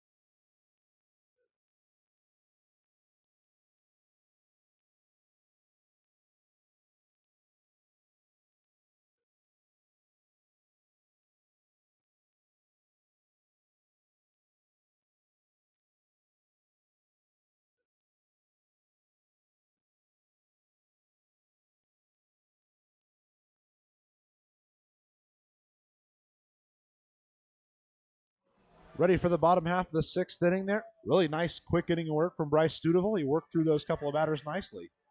Yeah, I was sitting over there with our producer, Gordon. I tell you what, it's amazing what the people up here in the press box do in order to bring our fans this game. I tell you what, it's an incredible staff. Our cameramen that are here every single night. Jordan Fisher over there puts in a ton of effort to put this broadcast forth. Preston Leinenbach puts a ton of hours in to make sure this broadcast is ready to run each night. It's amazing to be one tiny piece of this unreal broadcast that we're able to put together here. Well, again, I don't realize it. Other people don't realize it, that what it takes to show their fans this ball game. Almost right away into the at-bat, Zach Bierman takes a bad pitch off the wrist, and he takes a lot of wincing as he walks down to first. That one got him good in the arm. But it gives us a man on base. Bierman on first, Jeffrey Baez due up now. He's flied out twice, and both of them are to pretty much right in the middle of left field. Like I say, if I was a betting man, I would say at least 50 to 60 fly ball, 250 to 280 fly balls he'll hit during the year because he's hitting off the back foot. Yeah, he can be a really scary hitter when he turns just if he right. goes into the pitch instead of going back. 1-0 the count to Jeffrey Baez. He's a very powerful, strong man. Gets underneath one, skies it high in the infield. Pitcher doesn't know where it's at. But the first baseman, Owings, thinks he does, brings it in for out number 1. And that will bring up the first baseman, Steven Sinsley, who hit a really hard hit ball towards the second baseman his last time up, but it ended up being a ground out.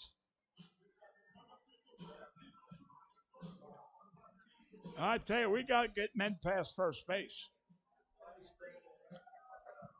Runner on first is Zach Bierman with 1 out, and the hard-hitting first baseman, Steven Sinsley, at the plate now.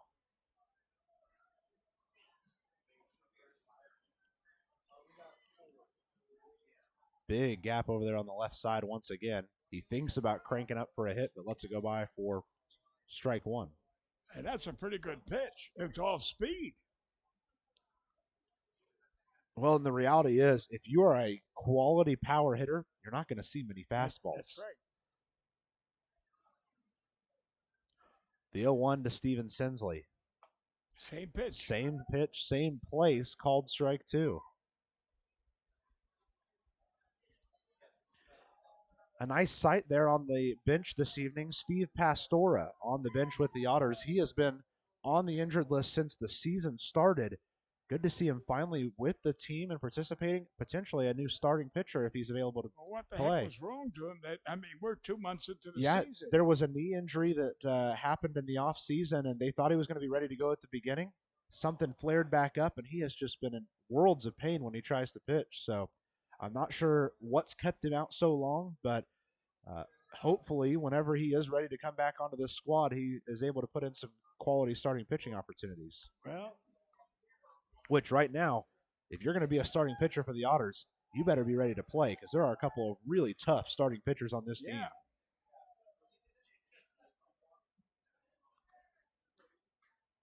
1-2 the count to Steven Sinsley. Pitch on the way. Gets just underneath it for a swinging strike 3. His first strikeout of the day. The 10th of the day from Gunnar Kynes. Have yourself a day, Gunnar Kynes. Wow. You know, I was bragging, if I could say that, about during my day, if you had 7 or 8 pitchers on the staff, you had a lot. We didn't have what you call starters, middlemen, or relievers. Yes, in the 200 or the 1956 season, yes, we had 2 or 3 Frenchie and Claude Raymond and Bobby Botts were strictly relievers. But the others, they were starters and relievers. I mean, they may start today and go 5 innings. They may be pitching in relief tomorrow. Yeah, and just about every time now, if you start a game, you're not seeing action in a game for at least 4 or 5 games. And that, well, again, like I said, the game has changed. I don't know whether it's for better or not, but I think for the most part, it's just trying to protect these guys' arms. yeah, but we never had as many injuries years ago as you have today. Today, you get a splinter sitting on the bench, and you're out for a month. I got a broken finger, and I'm still playing. 1-0 is chop foul straight back. You know, here I am in 52, 2 broken fingers, 2 broken ribs. I can't throw the ball. They put me on second base. Then I end up in right field. But I'm not the only one injured, so I have to be out there. 90% of our team was all injured, but we played every day. That's why we're in last place. The 2-1 to Davis. Pushes it to the right side and foul.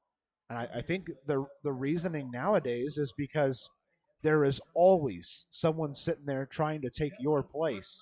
So when there's an injury, they almost always want to put the next guy up in there. And that seems to be the way things have gone. Well, one of the things, too, during my day of playing baseball, professional baseball, the manager was the player, the coach, the bus driver, the trainer.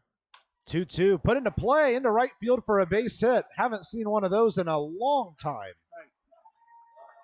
And there's now runners on first and second with 2 outs as Elijah McNamee heads to the plate. Home run, Elijah. Now it'd be nice for get that home run. Feels like a good time for a nice double to right field. Yes, that'd be right.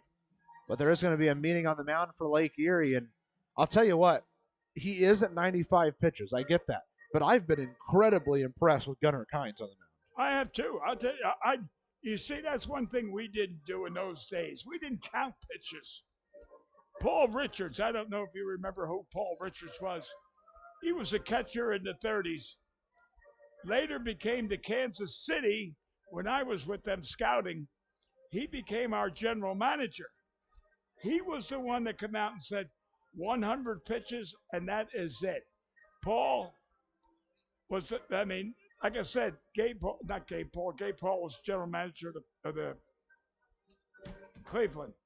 But for one guy to come out and say 100 pitches, and then everybody follows it. I mean, I signed a pitcher out of a Jersey college that on Saturday, every Saturday, he pitched a doubleheader, 2 7-inning games every Saturday. Yeah, I signed him. He played AAA ball for us in Vegas. And he went to the casinos too much and became a dealer.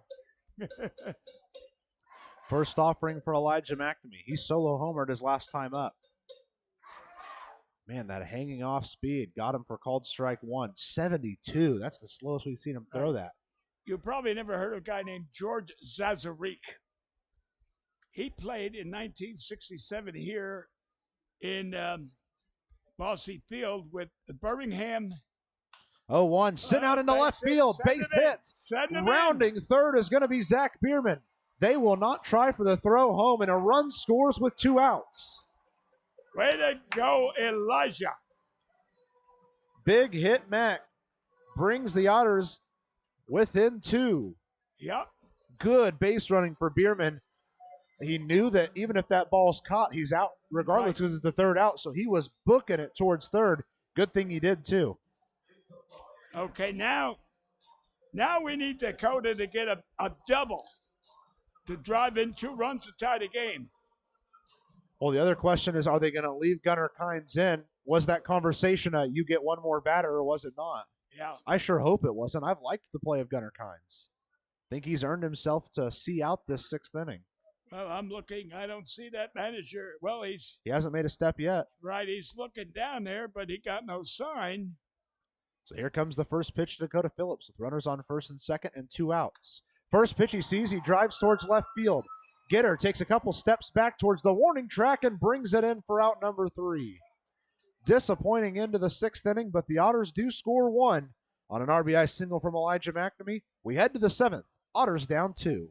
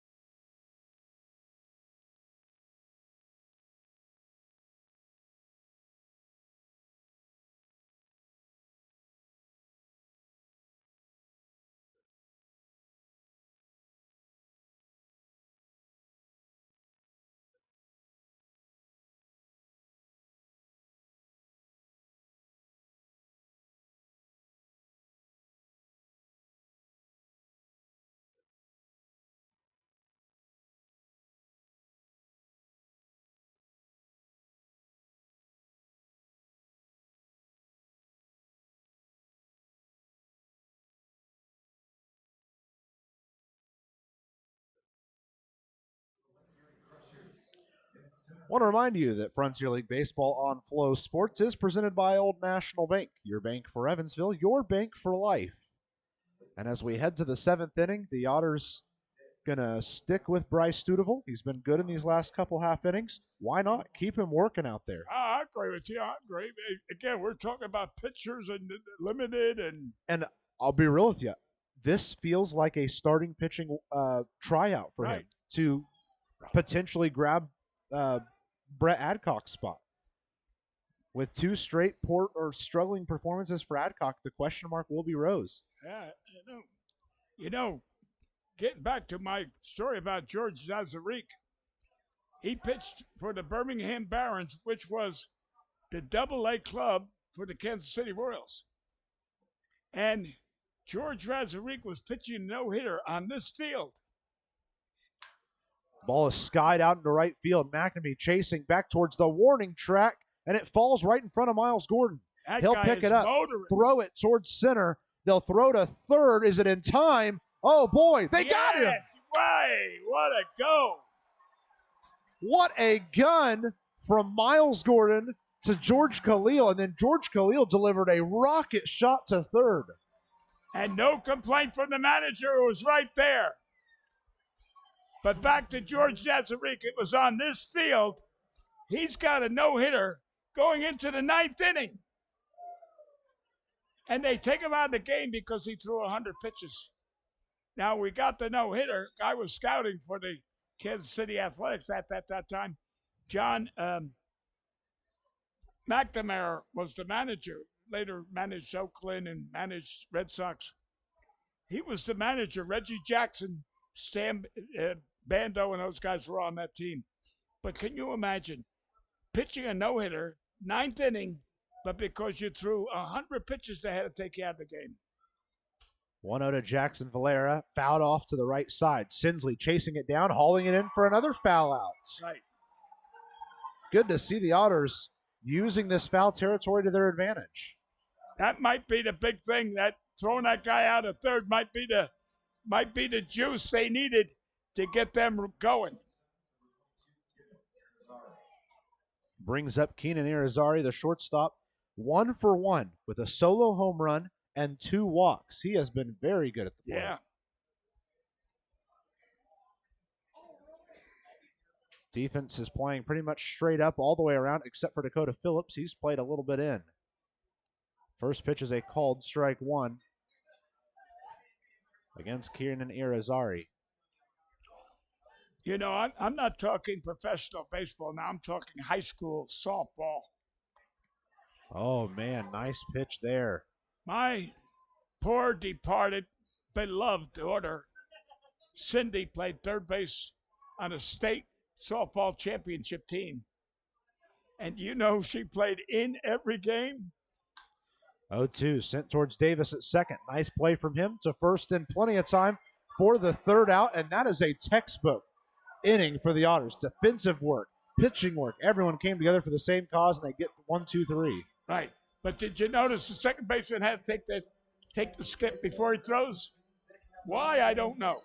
Regardless, Otters get out of it. We head to the bottom half of the 7th inning here on the Otters Digital Network and Flow Sports.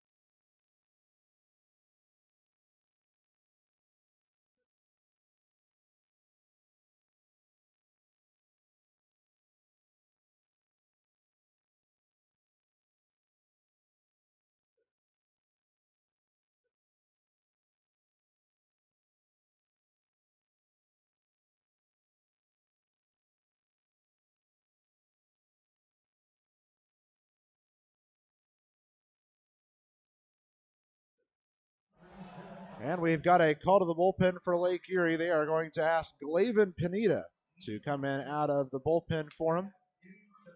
Pineda a little bit different look on the mound from the rest of this game. First of all, he's a righty. Second of all, only stands 5'10". Third of all, perfect ERA so far this year. In his couple appearances he's seen, he's been really solid to work against. This call to the bullpen is presented by Business Communication Solutions. Contact BCS for all your business solution needs. Pineda on the mound, Fisher behind the plate. That pitcher-catcher battery is sponsored by the Answer Auto Repair East. Find all your battery needs at the Answer Auto Repair East, located at 2319 North Green River Road. Give them a call at 812-475-9000. First of all, before we get any further, I want to shout out the unreal game from Gunnar Kynes. 2 runs on 4 hits and 6 innings of work, struck out 10, and 3 of them were strikeout looking. He was really good in this game. I liked his delivery, and I liked his stuff. And that's why I could see why he struck out as many batters as he did. He just seemed to control the game really well. He befuddled our hitters. But a couple of base hits back-to-back caused a little bit of anxiety. That's the best way to put it. Yes, anxiety from the manager of Lake Erie. And they're going to go ahead and make a change. Bring in Glavin Pineda. Well, the first warm-up pitcher this guy threw, he threw it past the catcher and it ricocheted off the back wall. But I'm going to say one thing. He showed a velocity. I'm going to say he probably is in the high 80s and 90s consistently with a fastball. So we'll see as it progresses. Defense is playing straight up, outfield very deep, infield playing deep outside or deep insides, shallow outsides. Justin Felix at the plate. He's 0 for 2 with a pair of strikeouts so far. Oh, how is that not a strikeout? I say 91. Sure. 94. 94. Caught the high outside corner, just missed the zone. All right. Ball 1.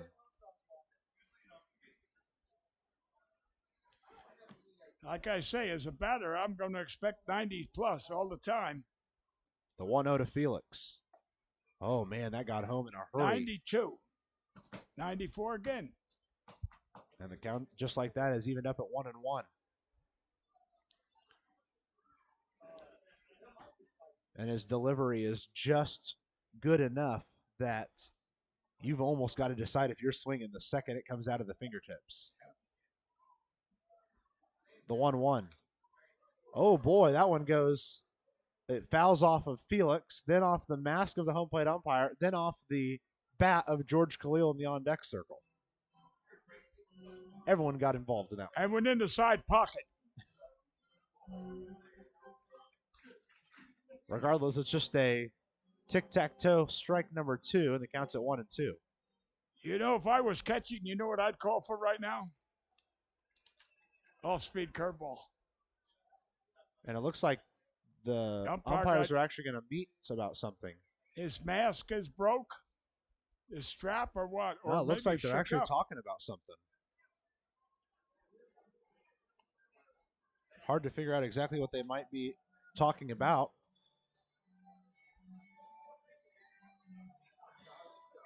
But Annie McCauley is trying to ask what's going on. Oh, it looks like they're actually going to bring the trainers out to take a look at this home plate umpire.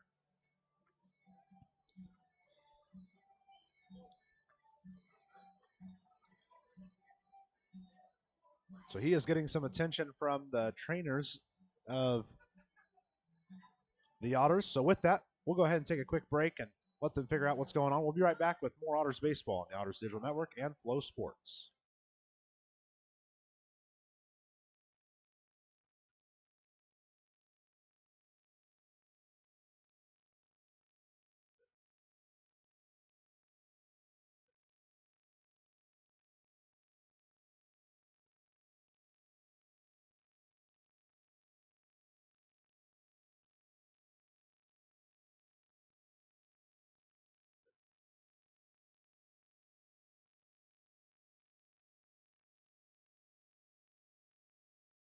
Good news for you. All is well. Home plate umpire Clark Morgan is back behind the plate. We're ready to continue playing baseball here. Looks like they just wanted to make sure everything was cool and copacetic after taking a pitch there to the mask. But we are ready to continue playing baseball. Justin Felix looking at a 1-2 count. No one on and no outs here in the 7th inning. Otters got to do something now. Well, probably the Evansville trainer went out there to assist. probably said that, do you know where you're at? And the guy says, yeah, Otterville. They said, okay, play ball. Well, if his answer wasn't historic Bossy Field, there's something wrong. That's right. 1-2 remains the count for Justin Felix. Really needs a base hit. The pitch from Glavin Pineda. Sent out into left field. Bat kind of cracked. Is it going to fall? It does. Way to go. So the broken bat kind of helps them there. Some more lumber going out there from Justin Felix. Go get your new lumber at Niehaus Lumber.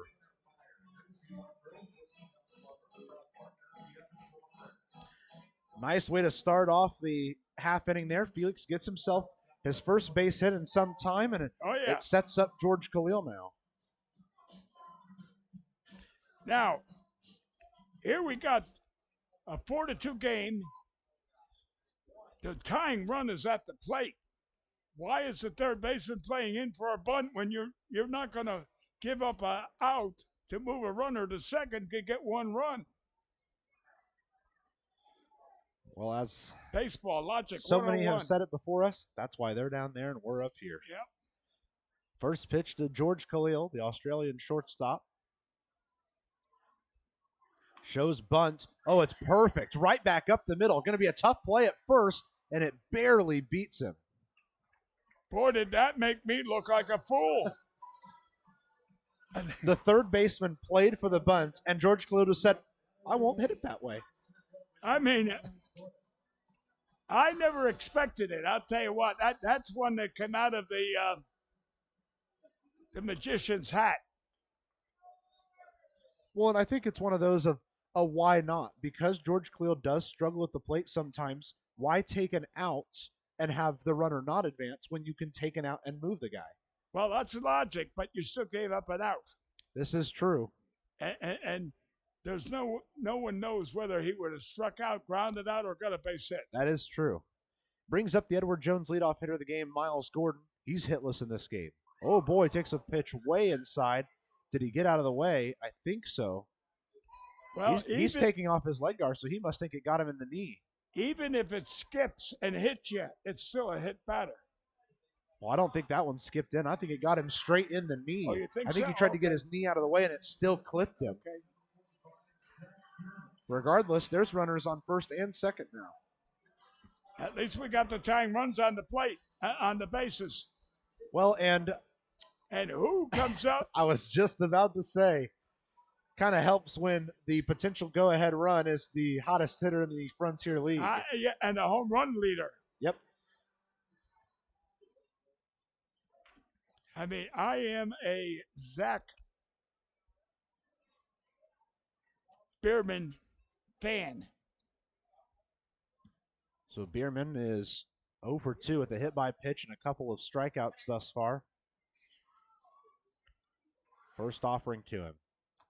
Hefty swing, but he really didn't have quite a chance at that one. It broke towards the outside edge. That was a high outside ball. But Bierman does swing on an awful lot of first pitches. Drops down to 0-1 in the count. Runners on first and second for the Otters. 1 out in the bottom of the 7th inning. They trail by 2. Jake Polancic starting to warm up for the Otters out there in right field. Could be that Bryce Studeville's day is over. Of course, time will only tell. He's just tossing. He's not actually throwing warm-up pitches yet. The 0-1 to Bierman, no. Stepping off is Glavin Pineda, and he is really thinking about things up there. Right, and your right fielder and your center fielder are playing downtown Evansville. Just about. Almost Newburgh. Yeah.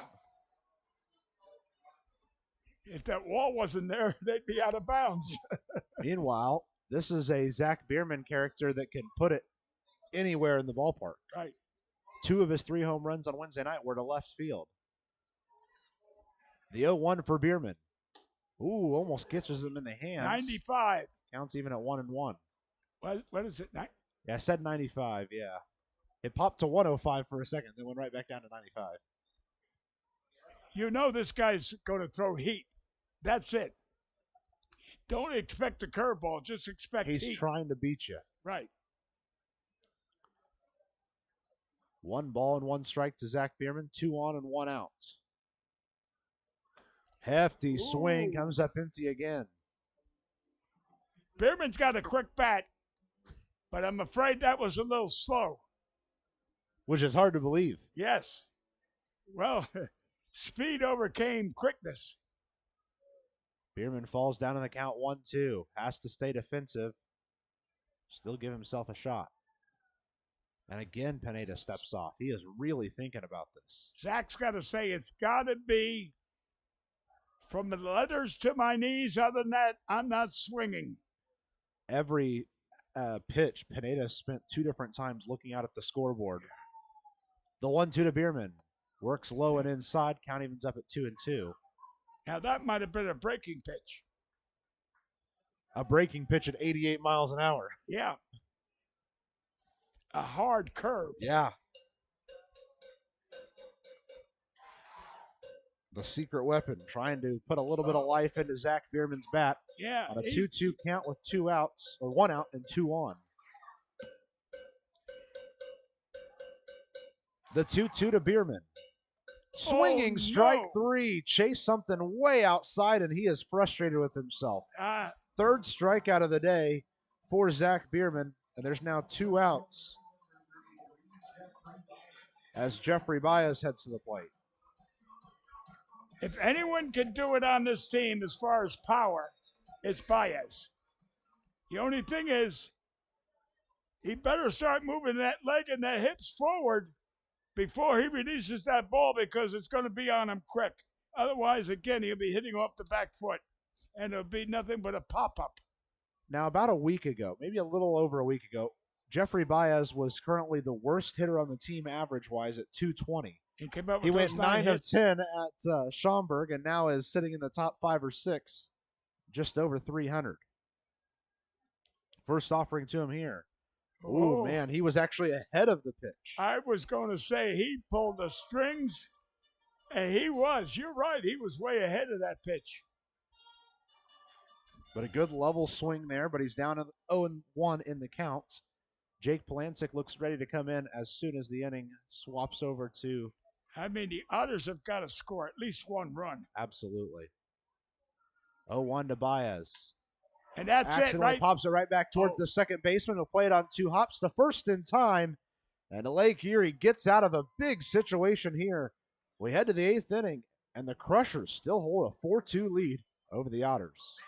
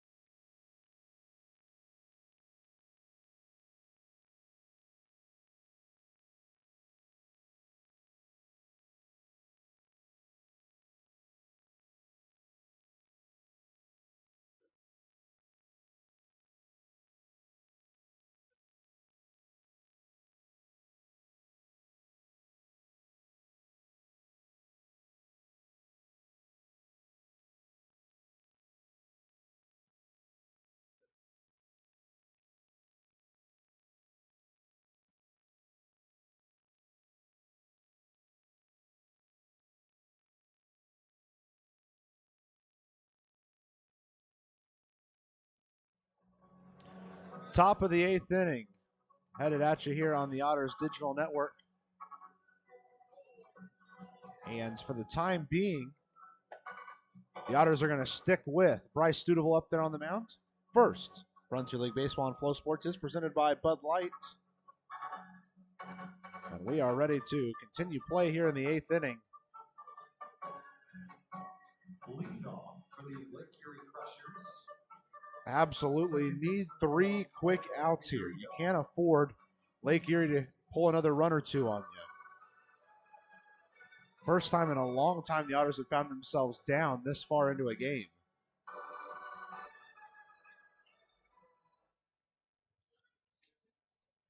In fact, so far on the season, when they are trailing after 7 innings, they're just 2-8. The first pitch is just high and outside for ball 1.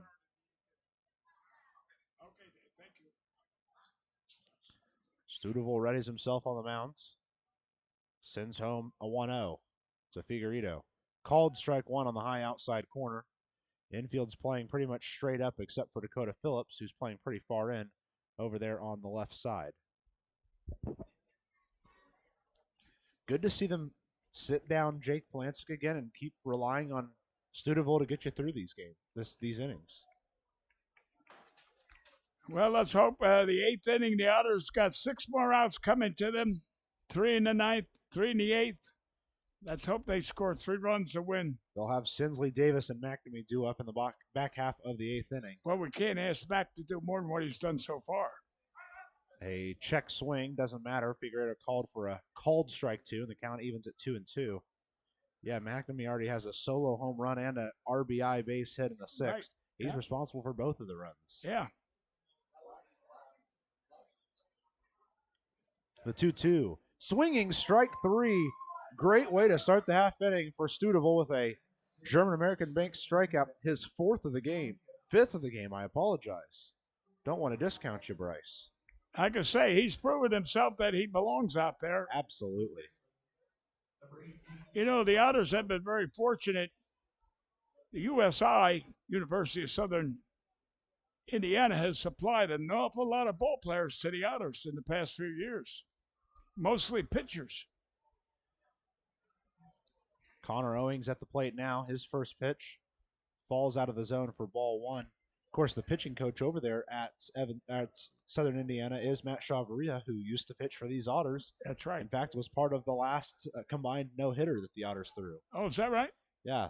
You have to Okay. go back to 2018. Ty Hensley and Matt Chavaria threw a 7-inning no-hitter against Florence. Okay. I must have been here. But at the same token, as well as Ooh, nice work to get him to chase a high pitch. as well as USI supplying us with baseball players, they've done a marvelous job as far as communication and media. You're a US grad. Gordon is a USI grad. Many of our people in the press box have been USI grads. The 1-2 to Owings bounces in for ball 2. Yeah, which means they're doing a pretty good job out there educational wise. Well, I think that's one of the cool things that made USI is they had a place for every student to participate in the media side of things. Just about everyone could find a way to participate. That was the cool part. Oh. 2-2, the count to Connor Owings. Hit sharply towards Sinsley. I think it hit the bag, actually. The race to first, won by Sinsley for out number 2. I tell you, that Sinsley scoops him up with that big glove of his. Yeah, I think that took a bad hop off the bag, and he really played that well. That could have been really bad. At this ballpark, that could be 2 bases. And we need not give up any more runs because as of now, they have 9 hits and we have 5. Take away Big Mac's 2, and that doesn't leave us many others. 0-1, the count to Jake Gitter with 2 outs and no one on.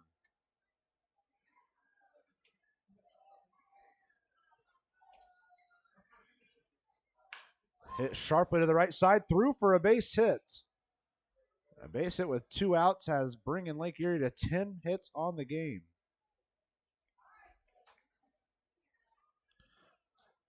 Tell you what, this Lake Erie team has done this a lot this year, piling up quality hits and runs, but a lot of the time it's just because they barely get outscored, and that's why they've lost so many games. They're certainly doing things right tonight, and a lot of that credit needs to go to Gunnar Kynes, who was really good on the mound. I'm going to say I'll second that motion on your part that it was the pitching that has stymied the Otters tonight. Devon Fisher at the plate now for the Crushers. I mean, they haven't come up with any sensational defensive play. It's mostly pitcher-catcher baseball game. Anytime you can get 10 strikeouts in 6 innings from your starter, you'll take it. Yep. 1-0 the count to Devon Fisher. Hefty swing on the strike 2. Or strike 1 evens the count. Mr. George is playing kind of a step or two to third, leaving a big gap up the middle. The 1-1 to Fisher. Sky to high and foul. He falls down in the count 1-2. Still here to tell you that our NFL all brought to you by Construction. Choose the Don't best. forget these two squads conclude the 3-game set tomorrow afternoon, or tomorrow evening, really, at 5:05 p.m. for Salute to the Negro Leagues night, as well as Dog Days of Summer and post-game fireworks. And Be a fun tomorrow is Father's Day, too. Absolutely. So I hope you call your father and wish him a happy Father's Day. I will indeed. In fact, last Sunday, while you and I called a game up here, was his birthday. Oh, belated happy birthday, Matthew's father. Yeah, Matthew's father. 1-2 the count to Devon Fisher. Hit right back up the middle. Davis runs over. The toss to second is in time and retires the final out of this inning. We head to the bottom half of the 8th. Otters have got to get it going. We'll have the bottom of the 8th coming at you next on the Otters Digital Network and Flow Sports.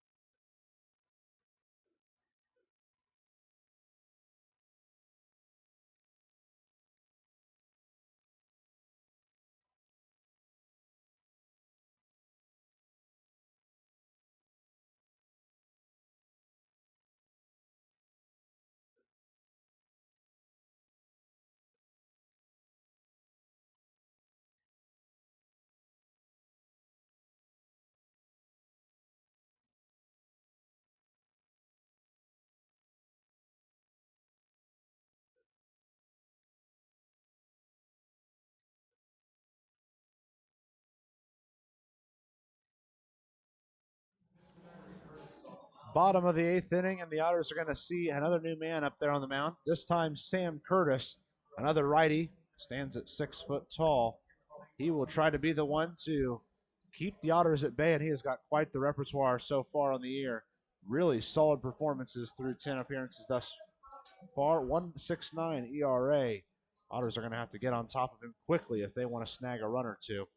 Well, you've been in baseball long enough to know that you've seen a game going well, and they bring in a relief pitcher, and all of a sudden that guy is not up to par today, and the game reverses the scoring real quick.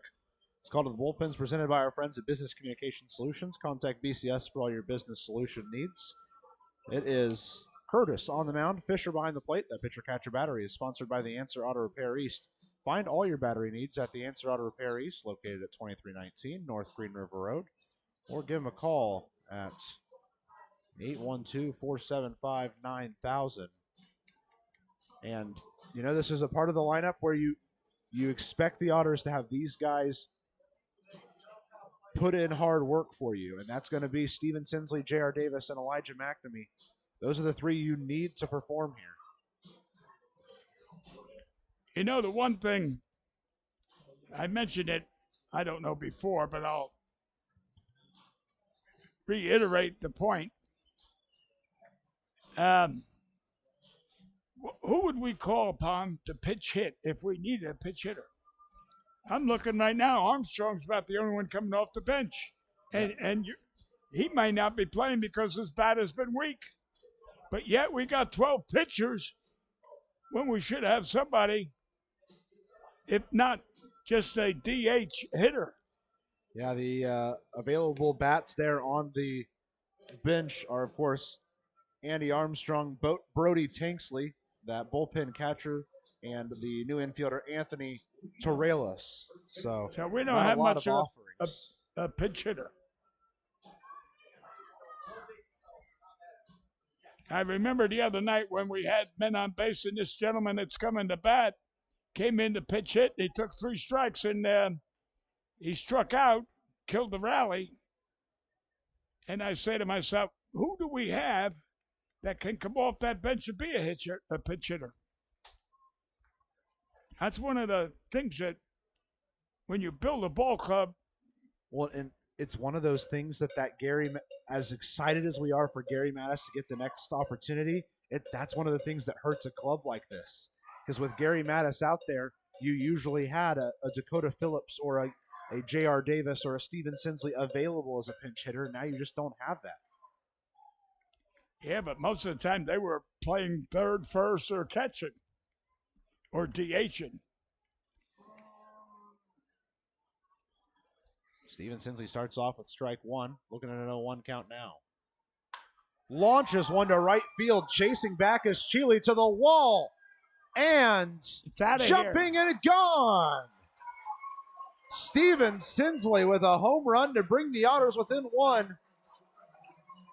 You see, that's important, but it's not quite enough. It's 4-3. It's not 4-4. You're right. But that's his 3rd home run in the last week. So 4th he's home been run pretty in the hot. last 5 games. Yeah. Well, hey, sometimes, and this is something that I listened to all the Royals broadcast these last years, and one of the things that Rex Hudler says quite often is you need someone to put the keys in the ignition of the bus. And once the bus is moving, everyone just files in behind, and that's what the Otters need now. Yeah, that's pretty good analysis or thing. I mean, right now, all we need is a runner on to get him in second. J.R. Davis takes a called strike 1 to start. That's kind of low. I thought it was a ball, but we're not going to argue with the man in the blue suit. A group that has been really solid this week. The 0-1 to Davis. That one's fouled back towards you and I. Good thing there's a netting there, or else you would have had to make a play.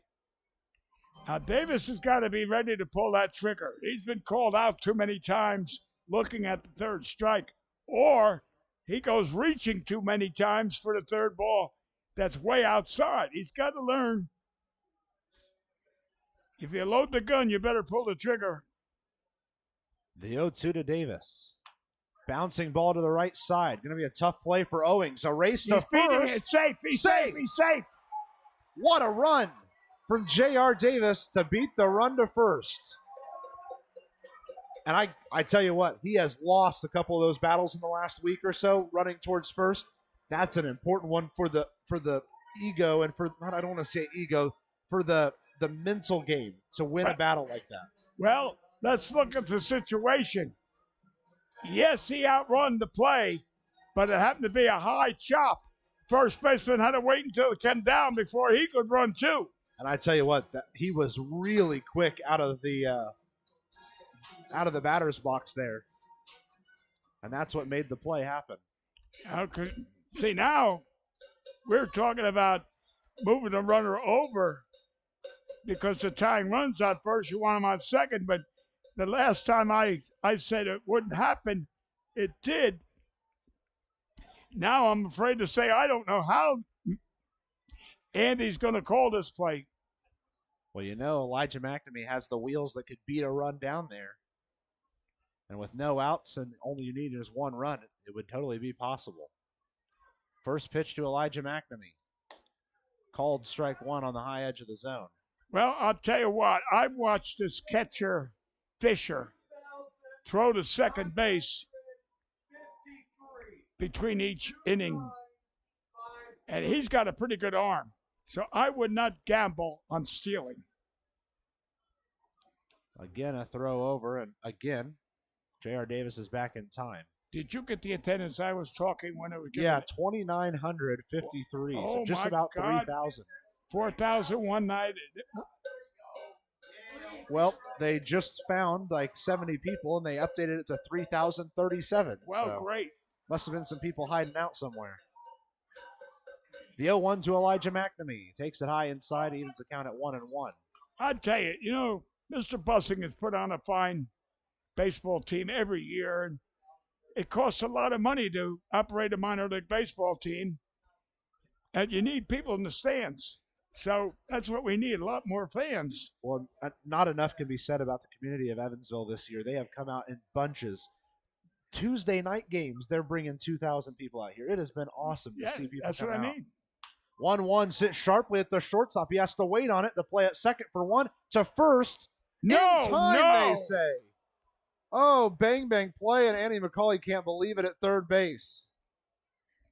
Well, that eliminated the bunt. McNamee very upset with himself as he walks back to the dugout. Big opportunity for the Otters. Disappears right out from under him. Well, I'm going to say, Mrs. Phillips, get the rosary beads out. If you're going to ask the good Lord upstairs for your son to hit a home run, this is when we need it.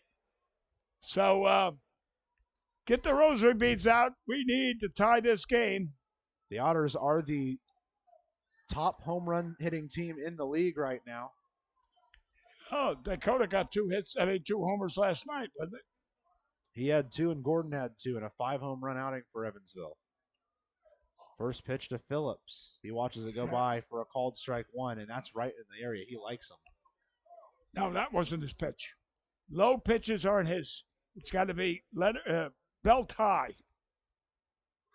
He's got to get that upper stroke, not the golf stroke, but the upper stroke. Falls back in the count.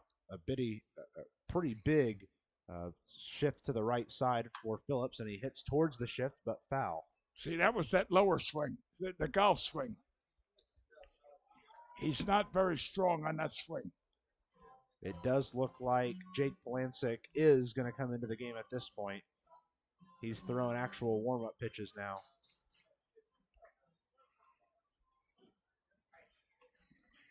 0-2 the count to Dakota Phillips with 2 outs and no one on after the double play from Elijah McNamee.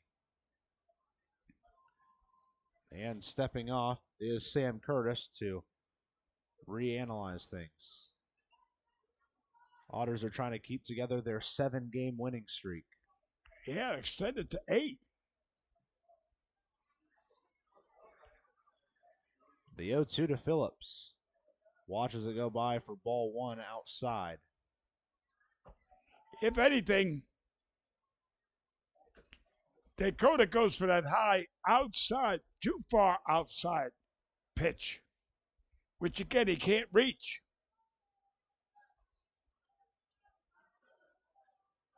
Count goes out to 1-2 for Dakota Phillips. Swinging strike 3. Good. He's going to run towards first. The ball got away from the catcher, Fisher, and he'll reach on the drop third strike. That's one way to get on.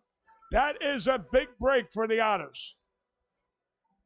And now brings up the catcher, Justin Felix, who earned his first base hit of the game in his last at-bat. Quality base hit. You know, the question comes, and I can't answer it.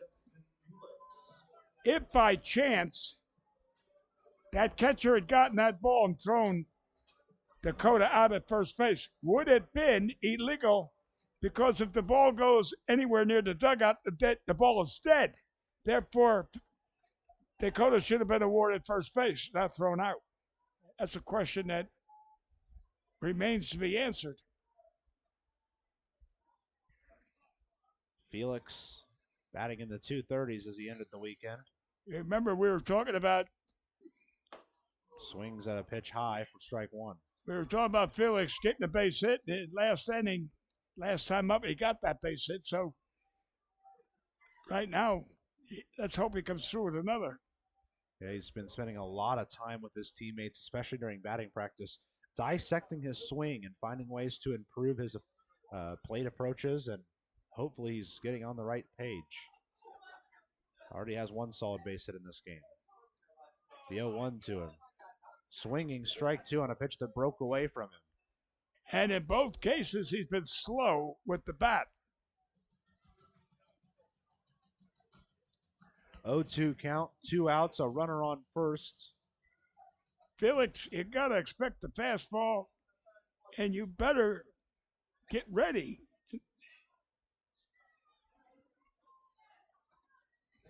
Sam Curtis readies himself on the mound for the 0-2 to Justin Felix. Lifted up and foul. It'll end up on the roof over to the right side of Bosse Field. And yet, that was a low outside pitch. He was lucky to get a piece of it, which I'm happy because the umpire might have called it strike three. And did I see Dakota stealing or moving the second on that play? He took off as soon as contact was made. Oh, after contact.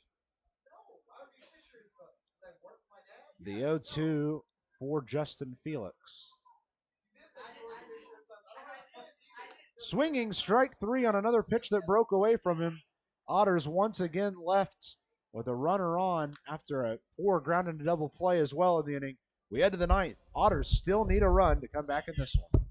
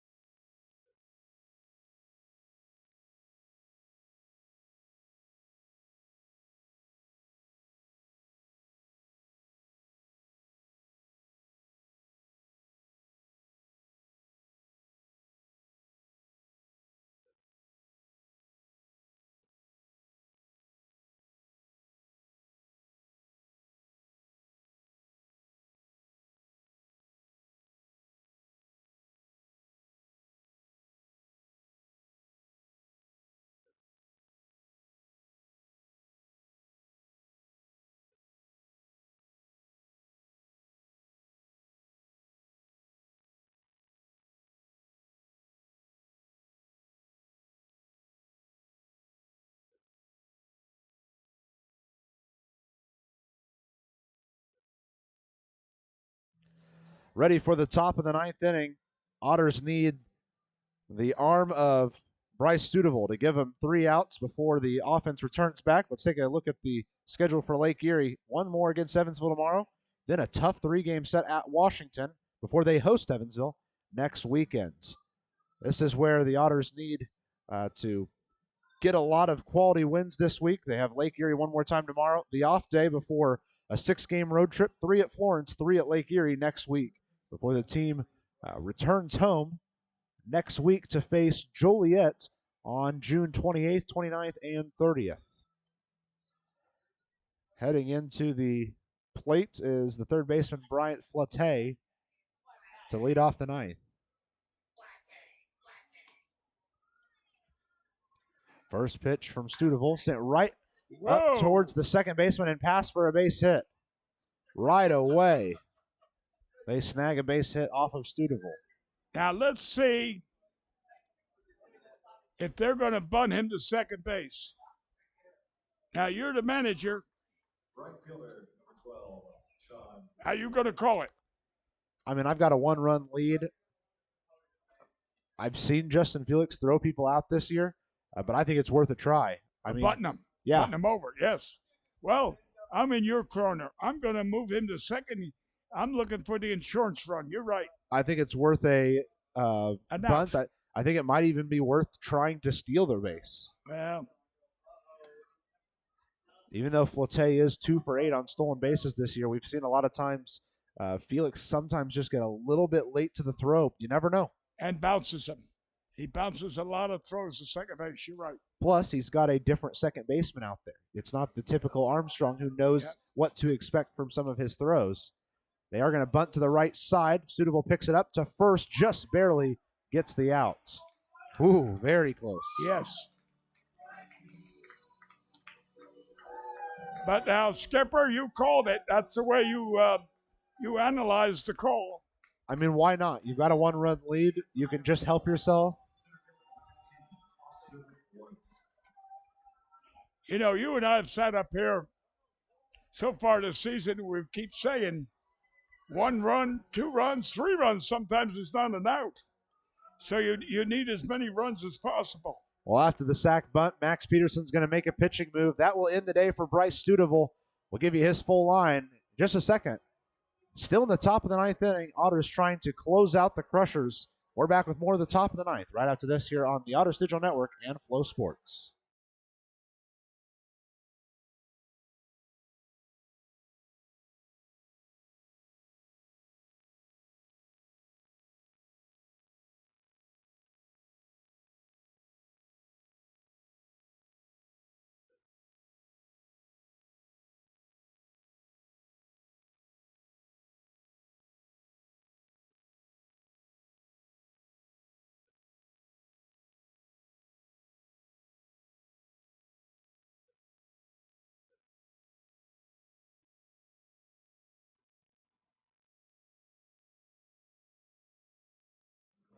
And we continue the top of the 9th with a new pitcher, Jake Polancic on the mound.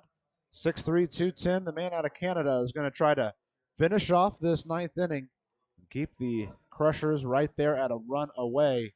He's had a lot of appearances this year. This is number 15 on the season. He's been pretty good in a lot of the times he's had opportunities. One of the things I think that makes him special is his size. Stands way up there, can get a lot of movement on his pitches, and can sometimes give you anywhere from 1 inning to 2 innings, even 2 1/3 sometimes if you need him to stretch it a little bit more. This call to the bullpen is presented by our friends at Business Communication Solutions. Contact BCS for all your business solution needs.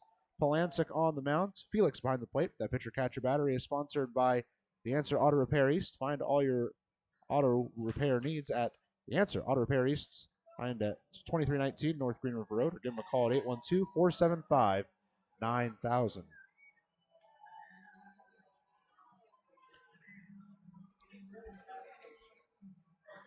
So there's a runner on second after the sacrifice bunt. That's Bryant Flate.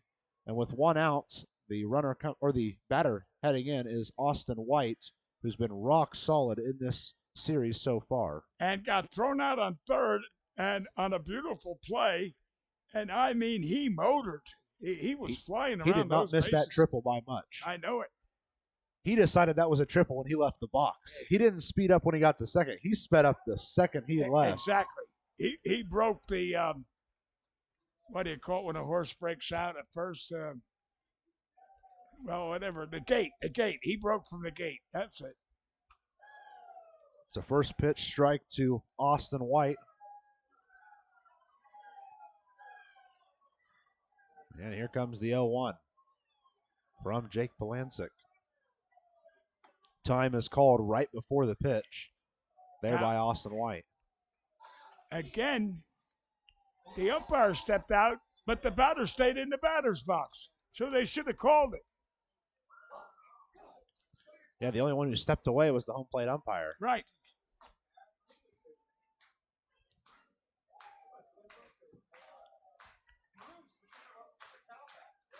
The 0-1 to Jake Polancic. Gets across, and that's a nice pitch from Polancic to chase the zone. You ain't kidding. Especially against a tough hitter like Austin White. You've challenged him. Now you're in a position where you own the count.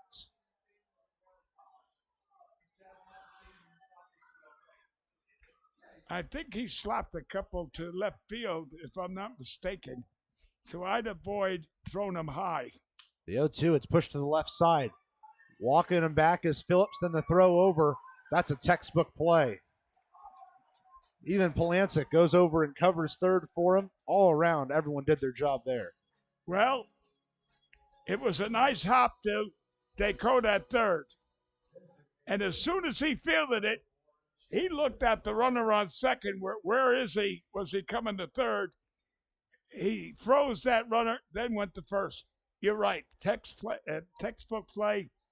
Give a gold star to Phillips. Yeah, he stared him back to second and then made the out that was the sure thing. And then you threw a little icing on the cake when you said, and the pitcher backed up third. Good. Didn't even really need to, as No. Phillips was close. Pitch gets away from Felix, and that will allow Bryant Flate to reach third. All that hard work.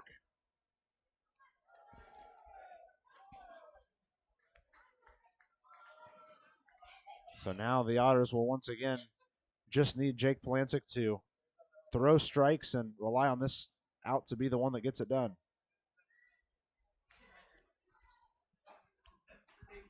Is that the taco man? It is back indeed. Of the dugout?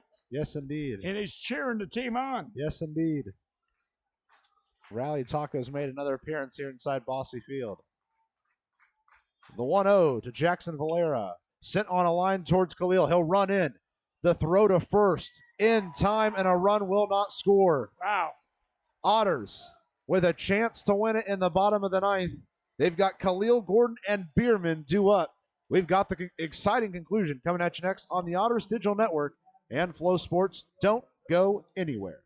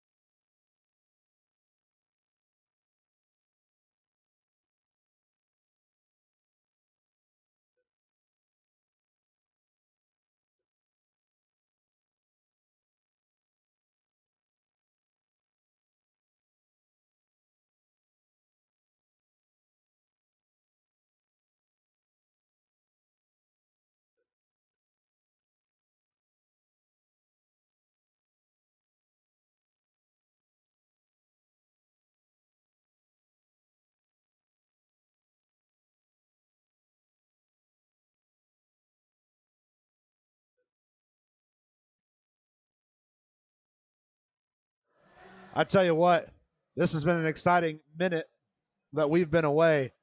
The crowd's starting to get behind this team. A lot in stake right here.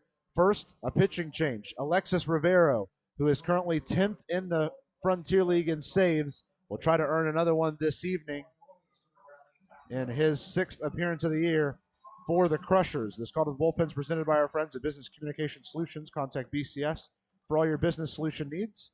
A change of catcher. Ronnie Allen Jr., the former Otter, steps up behind the plate. The pitcher-catcher battery is now on the mound. Rivero, Allen Jr. behind the plate. The pitcher-catcher battery is sponsored by The Answer Auto Repair East.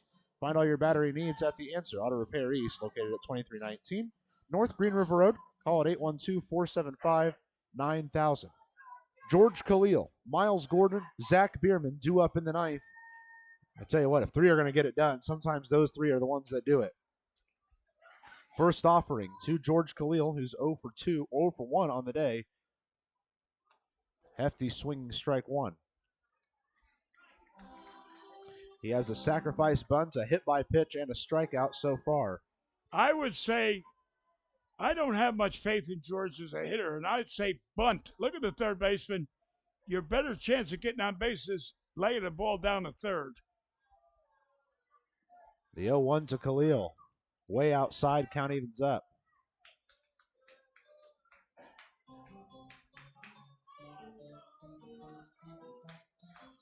The defense is playing really tight to both sides of the foul lines. Well, you got to.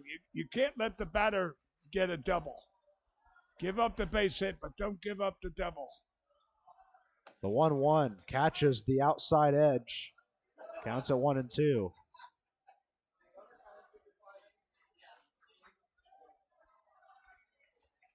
He's got to start pulling the trigger. He can't get called out. Yeah, his one strikeout was a called strike 3. Yeah. Rivero readies himself on the mound. The 1-2 to Khalil. Swinging strike 3 on a pitch that was way off of the plate. That's why I said his chances was best to bunt the ball. It'll bring up the Edward Jones leadoff hitter of the game, Miles Gordon. Hitless in this game, but he had 2 solo home runs yesterday. He has a solo home run already this year when the team was down by 1 in the bottom of the ninth inning. I remember. because you said he's down to one strike. Indeed. Yeah, And then Zach Bierman came up in the 10th and gave the Otters their win. right. But So- they will ask Miles Gordon to give him anything with this opportunity here. See, now look at the third baseman. He's expecting a bunt. First pitch, oh my, just misses on the outside edge. That could not have missed by much. No, I thought it was a strike. I'm being honest.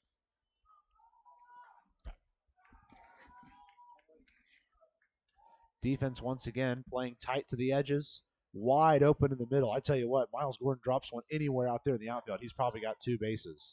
1-0, and he sends it out towards right field. It's outta Cheely here. towards the wall. Outta here. Gone. Out of here. He's done it again. In the 9th inning, Miles Gordon ties the game. I tell you, you do a great job of. Way to go. His second bottom of the 9th game tying home run of the season, and it came at the perfect time again. 4-4 Otters have tied it. And yet you're talking about their best reliever coming in. And I said too many times, that man doesn't really do the job. Now, Well, I have bad news. And that's that the next guy up is the hottest hitter in the Frontier League who's due for a hit in this game. You got to be careful if you're Rivero, already giving up 1 home run. And right away, his first pitch is way outside. He's a bit rattled. yes, and if Zach was to get a hit, this is the time he needs it. He struck out 3 times this game, and he needs to get on base. Very surprised we didn't see a quick meeting at the mound between that catcher and pitcher. Just a, hey, deep breath. You're We right. can get this last out. Again, misses high. 2-0 the count to Zach Bierman. Due up after Bierman is Jeffrey Baez and Steven Sinsley. 2 more guys that can take a pitch Oh, yeah. towards Newburgh. Yes, to downtown Evansville. Yeah. Yeah. 2-0 the count to Zach Bierman. Now, don't get excited and swing at anything. Oh, man, that Ball is a 3. really nice pitch that just barely missed the zone. And I thought he was going to. He had that bat halfway. I tell you what, that did not miss by much. Yeah. That's a tough pitch to lay off for Bierman. Now he's ahead in the count 3-0, though. And Andy lets his hitters go on a 3-0 count. The 3-0. Grounded foul to the right side. I've said it before and I'll say it again. In all the years I've been watching, Andy allows them to swing on a 3-0. I've yet to see an Otter batter get a hit. That one was right down the middle, so I don't blame Bierman for swinging. Yes, but why take the chance? 3-1 is the count now to him.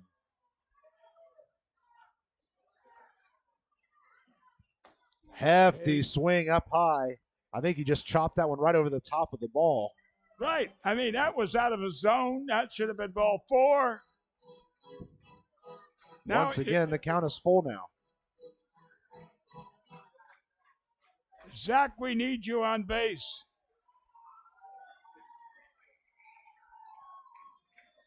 Three balls, 2 strikes to the first, or the designated hitter in this game, Zach Bierman. Ball Way 4. outside. He's headed to first for free. And Evansville, 3,037 strong, trying to stay behind their team in the bottom of the 9th. Now, I know this probably is your most powerful hitter. There's no outs. The score is tied. Would you bunt? And I'm going to say no. No, I think with 1 out, you really need, if there was no outs, absolutely. But the 1 out takes that opportunity away, I think. Exactly. This is a guy who, even if he is just using his arms, can lay one down in the outfield and put 2 on. I'd much rather take that. I agree with you. I agree with you. First pitch to Jeffrey Baez with Bierman over there on first. And he check swings and grounds to the right side and foul. Don't you worry, Zach Bierman not going anywhere. He won't be stealing here. Now, on that Baez play, just look at it. He didn't slide his front foot forward, but he rotated the hips and brought the bat. That's why it went off foul. He got a stride into the pitch. You can't open the hips and be on your back leg. 0-1 count to Jeffrey Baez. Come on, Baez, get a double to the outfield wall. Has 3 homers on the year. Wouldn't be a bad time for one, but right now you just need a base hit. Sends it sharply to the third baseman, Flate, to second for 1, to first. Safe. In time, they call him out at first. The second time tonight, the Otters have had a close play. Andy McCauley's going to go have a talk about that one. Billy Easley already talking about it. McCauley makes the long run over to have a discussion about that play. Second time the Otters have lost a foot race to first. That will take us to the 10th inning for the second time this year. Oh boy, hope you haven't gone to bed on us. We've got an exciting game going down to the wire again. 10th inning coming at you next on the Otters Digital Network and Flow Sports.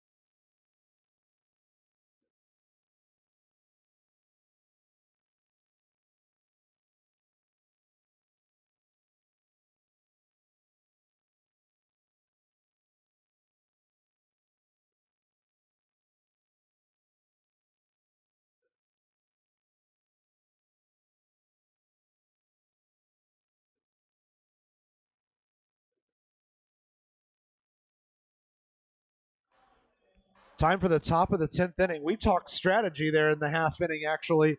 Jake Plancic returning out to the mound for the Otters. Just for due diligence so that everyone's on the same page, it is Jackson Valera heading out to second. He will be the ghost runner here in international rules. He starts on second, and the Crushers will start with Keenan Irizarry at the plate. And Dakota is already up on the grass. And here comes the first baseman. Come on in, come on in. Sinsley towing towards the front. Plancic steps off. Oh my. Had he thrown that one right away, that would have been really close. Right, and the batter committed himself to the bunt.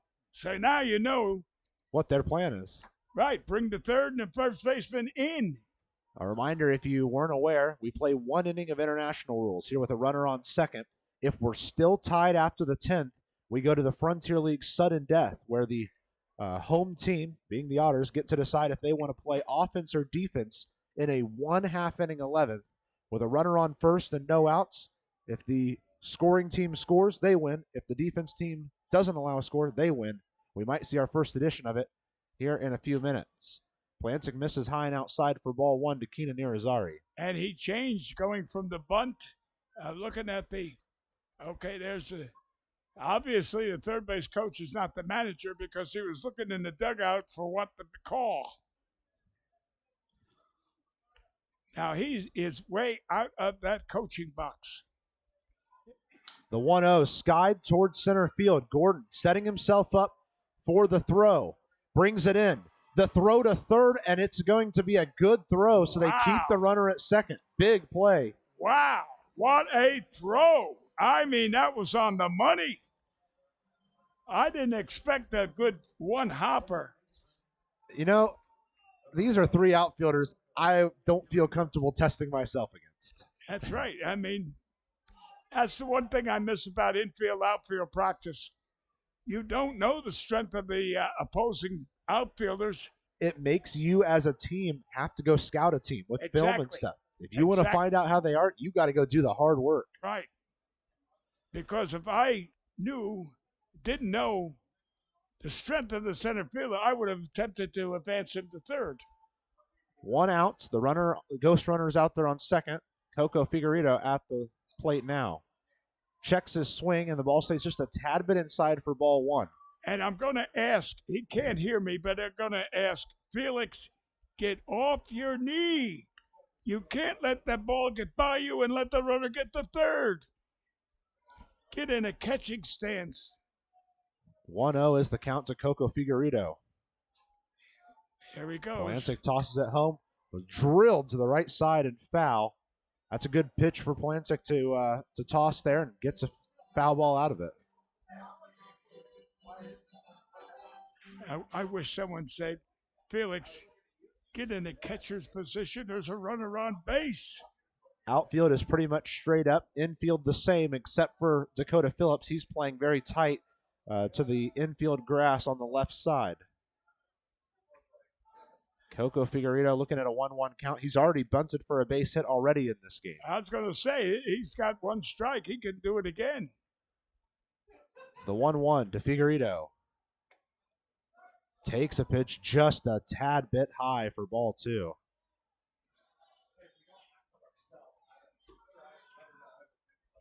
Some really close pitches here. Did you say they were practicing blocking balls before the game? Yeah, all 3 catchers spent about 45 minutes working on it. Well, didn't learn much.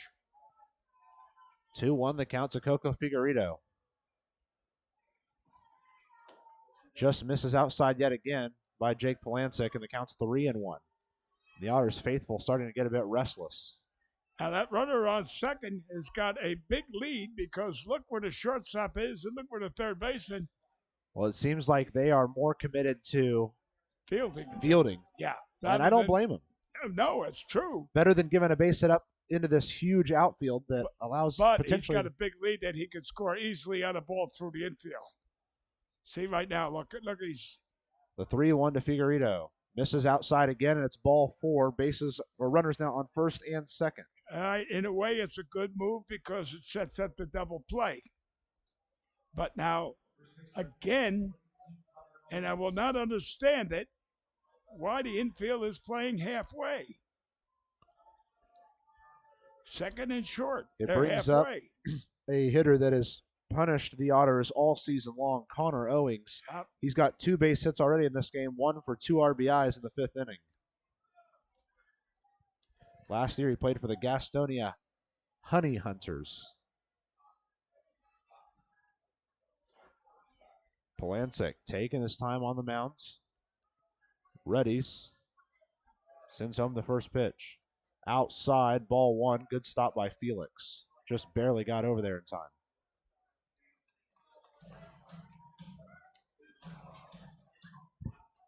Runners on first and second with 1 out. Figueredo's at first with the walk. Valera is the runner at second as the international tiebreaker ghost runner. And the Otters have experienced 1 game so far in this rule, and they won that, right? I think so, yes. Yes. We haven't played a sudden death, but we have had an extra innings game, and they did win that one here at home against Windy City. Another pitch high outside. It's now 2-0 to Connor Owings. Does look like Trevor Kunze will be the one, or Kunzel will be the one that we see for Lake Erie in the bottom half of the 10th. He looks to be fully warmed up out there in left field. 2-0 the count to Connor Owings. Skied high and foul. It's going to get out of play, though. And now Samson Abernathy starting to go over to warm up for the Otters. Had a bad outing last night. Yeah, we were kind of talking up here in between innings. We thought maybe we'd see Logan Sawyer start to warm up, being the, hey, if we go to that 11th inning, we might want Sawyer to be the guy on the mound and take defense and try to get those 3 outs. Maybe this move is just in case Polancic can't make it out of the inning. The 2-1 sent back into the netting, and the count's at 2-2. Much needed strike for Polancic.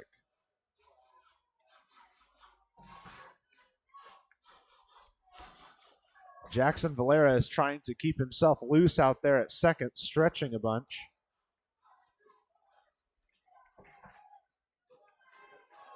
2-2 count with 1 out and 2 on here in the top of the 10th inning. Otters impossibly tied it in the bottom of the 9th with another Miles Gordon tying home run. The 2-2 to Connor Owings. Sent high and out of play, foul once again. He's a good batter to fight off pitches. He's done that on a regular basis here. That's been my favorite thing about this Lake Erie team this so far, especially this 2-game set. They are a hard team to pitch around. That's makes for a very tough team to compete against. Because right when they wear a pitcher down, they grab you for a base hit. Right. Once again, trying at the 2-2 pitch is Jake Polancic on Connor Owings. The 2-2 sent into the infield. Phillips is making a run on it. And it falls off his glove. He'll go to third for 1 out, to second for the double play. No, they call him safe. It was a force out. I was going to say no tag. It's a force out, not a tag. But now they've just called someone, they just called the infield fly rule. They didn't call for the infield fly rule in the live play, but now they're calling it. You're right. And the batter is out. Runners run at your own peril. So therefore, the guy that went from second to third, the only thing is he wasn't tagged going to third, therefore he could be at third base. And he is going to be safe. Yeah, it had to be a tag, not a force. But because the umpire did not call the infield fly rule, the Otters didn't know it was, they didn't know that was what was happening. Right. And that's the home plate umpire's fault for not yelling, infield fly, batter is out, if fair. So that means that Valera reaches third, Figueredo reaches second, Owings out on the infield fly rule. Right. That brings up the left fielder, Jake Gitter, who has been a thorn in the side of the Otters. A home run earlier in this game. Yep. Polancic desperately needs an out.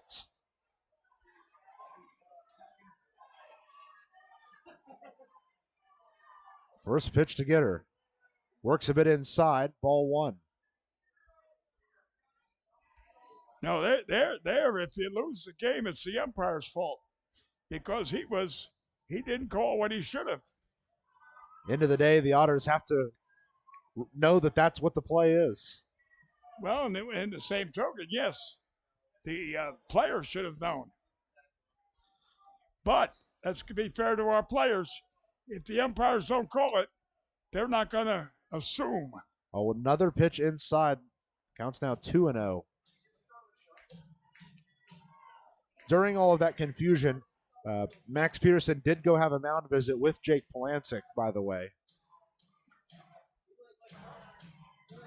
2-0 the count to Jake Gitter.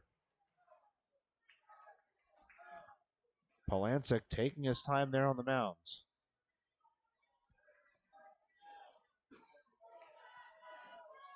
The 2-0 on its way. Curveball, strike 1. Good movement, snuck that in the backside. What would you call that, the backdoor curve? I guess it looked like a curve, but it had the speed of a slider.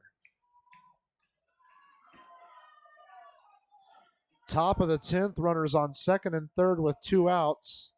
And time is called as a ball has made its way out to right field. It's recovered and we're ready to go. 2-1 count. 2 outs, runners on second and third. The game is still tied at 4. Otters would love to go to the bottom of the 10th, tied at 4, so they don't have to do extra work. All they need to do is bring in 1. 2-1 count to Jake Gitter. Just misses low for ball 3. What an exciting game this has been. Every time it seemed like the Otters were going to be out of it, they just weren't. Well, the fans and superheroes are getting their money's worth today.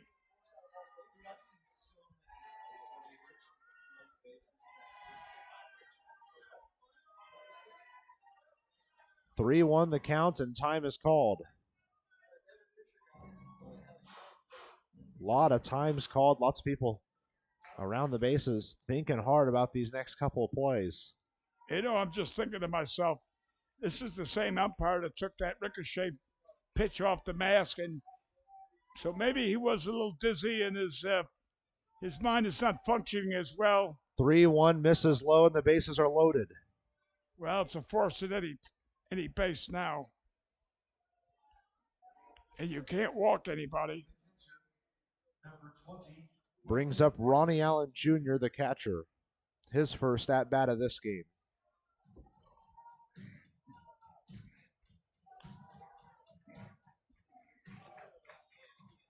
He subbed in to catch in the last half inning.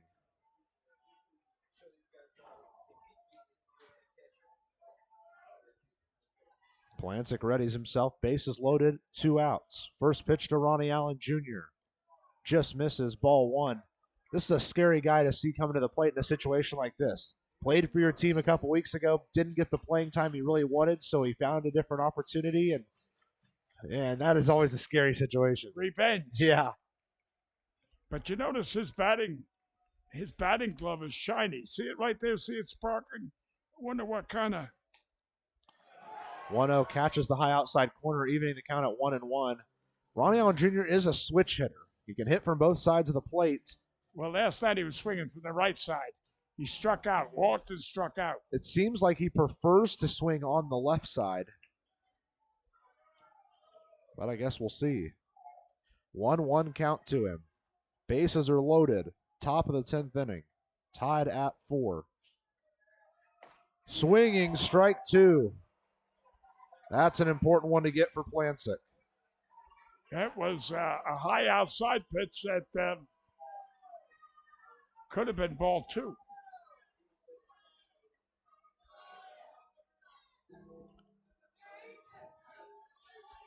One-two count with 2 outs. Bases are loaded in the top of the 10th. Otters just need to get the 1 out here. Ronnie Allen Jr. at the plate. Polancic throws him. The 1-2. Just misses outside. Count evens up at 2-2.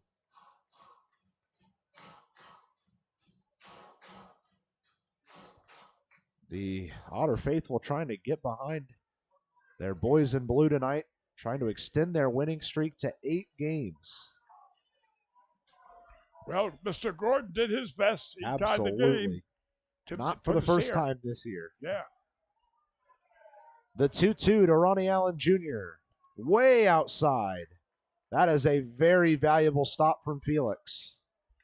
And this pitch, it goes determine the game right here. 3-2. Bases are loaded.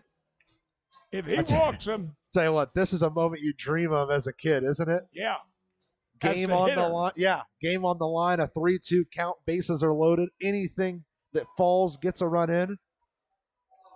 Jake Polancic just wants to get to make that walk back to the dugout with nobody else. Stays a bit low. Stays a bit low of the zone, and a run is going to score to give the Crushers the lead. The ghost runner Valera will score. Figueroa hits to third. Gitter to second. Here comes Max. He's asking for something, some sort of clarification. Permission to go. Yeah, he had already used his mound visits in the extra innings, so he has to make a pitching change with this visit, so that's what he will do. Well, if he was going to yank him, made no difference. Yeah, they said that he had already used this mound visit for the extra innings, so he was clarifying, I'm making the mound visit in order to make my pitching change. So big applause for Polancic as he heads back to the dugout. Samson Abernathy is going to be the man that comes in out of the pen. He did struggle quite a bit in his performance yesterday against Lake Erie. Gave up 4 runs on 3 hits and walked 1, all while not being able to get 1 out. Tonight's task is very simple for him. 1 out. That's it. That is all you need to do. Throw strikes. Bases are loaded for the Crushers. They've already taken the lead here in the 10th. which means the Otters are going to have to score at least once. When we get to the bottom half of the 10th, they're going to have Sinsley, Davis, and McNamee due up with Baez running out there on second. Those are some quick legs out there at second. So if you can drop something in the outfield, you're probably going to score Baez from second. Of course, we're talking way in the future right now. Right, and I've noticed that you said it all along. Baez has got good speed. He may be built like a Sherman tank. He moves like a Kentucky Derby horse. Yeah. So Abernathy's the man coming in here. This call to the bullpen is presented by our friends at Business Communication Solutions. Contact BCS for all your business solution needs. Abernathy on the mound, Felix behind the plate. That pitcher-catcher battery is sponsored by The Answer Auto Repair East. Find all your battery needs at The Answer Auto Repair East, located at 2319 North Green River Road, or give them a call at 812-475-9000. Boy, Abernathy has had a couple of really tough warm-up pitches here. You know, if he looks at the batter, maybe it might help him. That stuff of looking up at the sky before you release the pitcher. The man he's going to face is the third baseman, Bryant Flate, who's 1 for 4 with a double play, 2 strikeouts, and a single. You know, it's like going out and shooting pheasants. Here you got the shotgun and you're just walking, and there comes a pheasant in the air, and you're looking at, and you look around and say, "Oh, okay, boom," and you shoot. You don't know where you're shooting. Anyway. First pitch to Bryant Flate from Samson Abernathy on the way now. Off speed stays high, ball 1.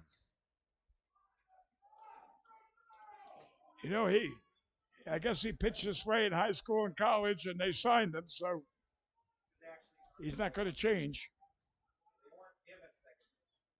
1-0 the count by Abernathy to Flate. That one works low and inside. The count now 2-0.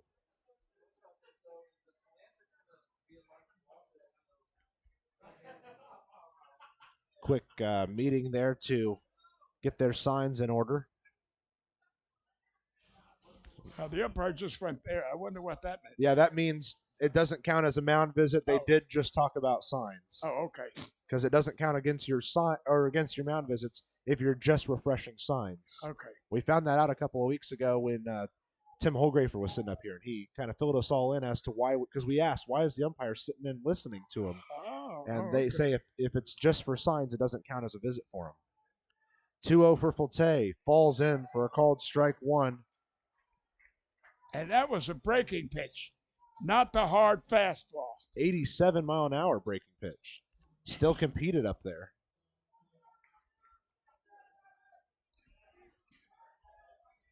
Abernathy taking his time to see his sign. And ready on the 2-1. Completely loses it away, and he's down 3-1 in the count. I had the pleasure of knowing Goose Gossage quite well. In fact, I invited him this year to the Night of Memories for the Tri-State Hot Stove. And Goose always threw 90 plus, but he threw strikes. He might have got hit hard at times because of a 95-mile-an-hour fastball coming in. It went out 100 miles an hour out of the ballpark, but he threw strikes. The 3-1 to Flate, and he fouls it away. That's an important strike for Abernathy to get. Yeah, now is again another 3-2 count. So the count is full now. Bases loaded, 2 outs. Top of the 10th inning, and the Crushers have already scored 1 to take the lead. Meaning the Otters are going to have to score at least once in the bottom half of the 10th.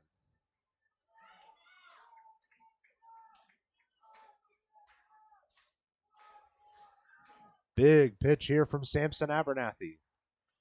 The payoff pitch. Stays high, ball 4, and another run scores. Now it's 2 runs to tie. Now a 6-4 advantage in favor of the Crushers. And both runs came in via the walk. And that will bring up the 9-hole hitter, Sean Cheeley.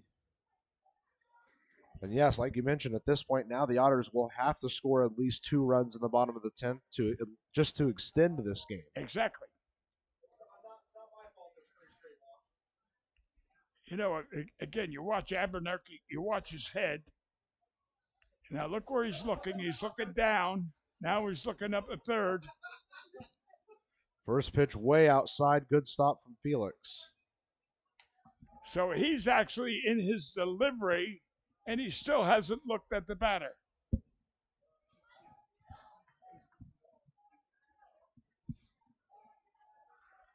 Sampson direly needs to find the strike zone. 1-0 the count to Sean Cheeley with 2 outs and the bases remaining loaded. 2 runs have scored for the Crushers here in the top of the 10th, both on walks. The 1-0 catches zone, called strike 1, evening the count at 1-1.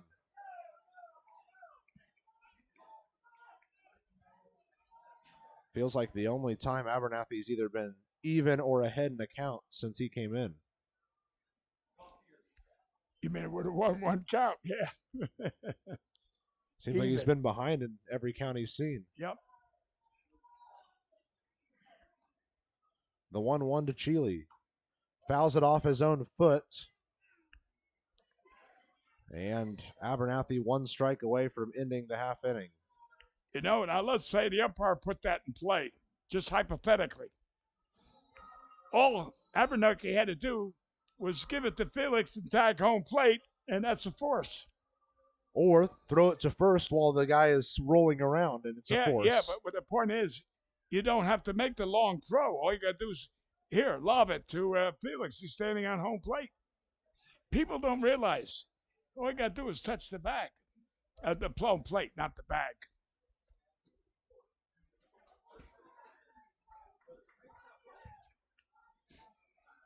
So 1-2 the count to Sean Cheeley with the bases loaded and 2 outs. Abernathy desperately needs out number 3 right here.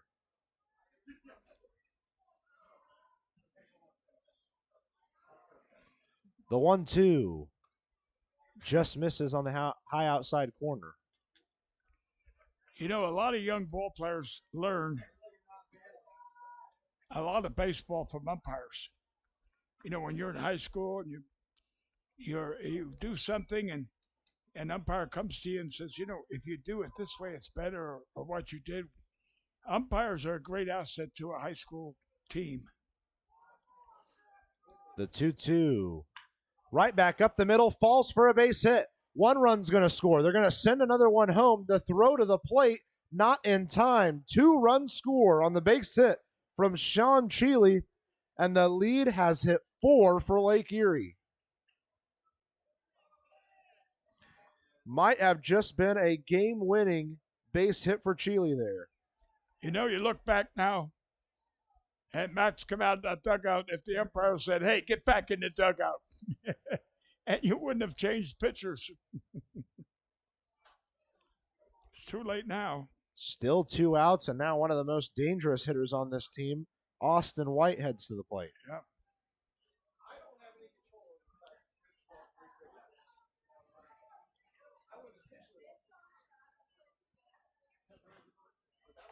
First pitch is a called strike 1 to Austin White.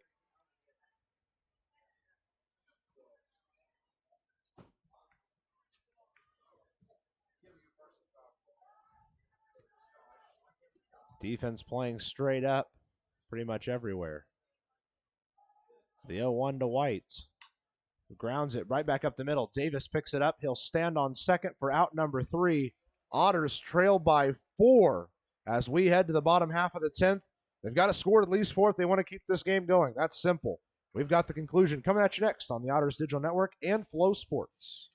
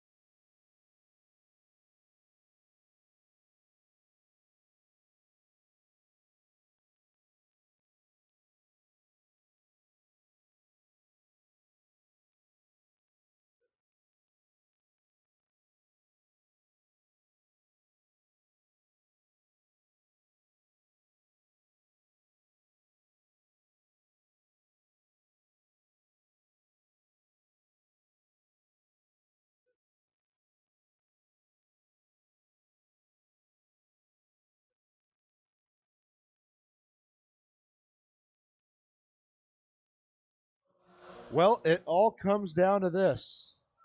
Alexis Rivero returns to the mound for the Crushers. Otters need to score at least 4. They're going to start with Jeffrey Baez out there at second, with Sinsley, Davis, and McNamee due up.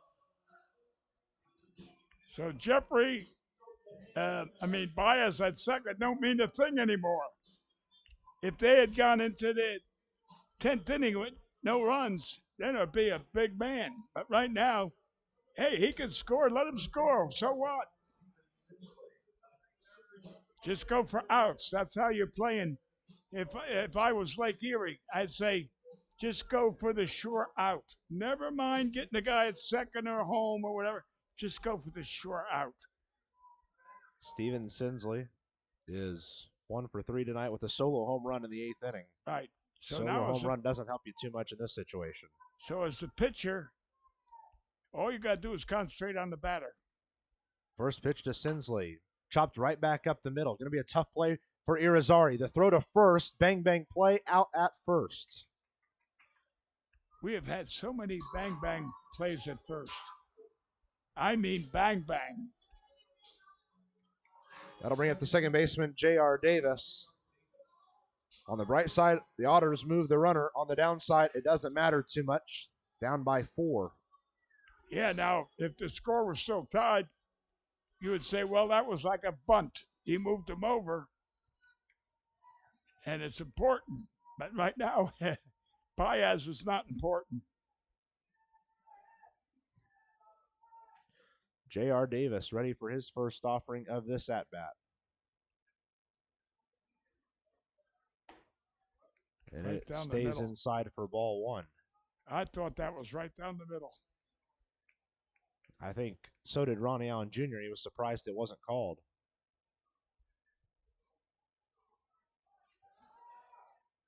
So Davis will step back in, ahead in the count 1-0.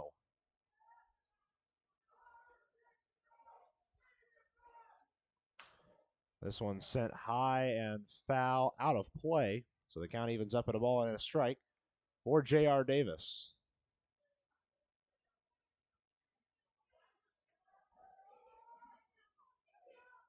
Long wait between pitches for Alexis Rivero.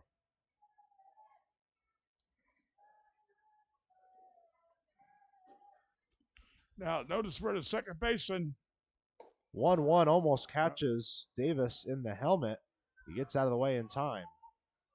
I was going to say, notice for the second baseman's playing a step or two back on the outfield grass. They want the out.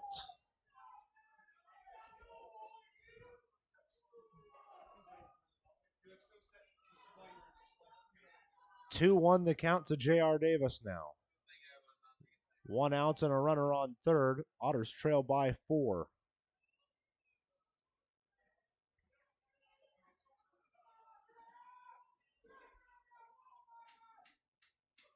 Rivera sends it home. Way outside. Davis rushing home. Going to be a close play there at the plate. Safe.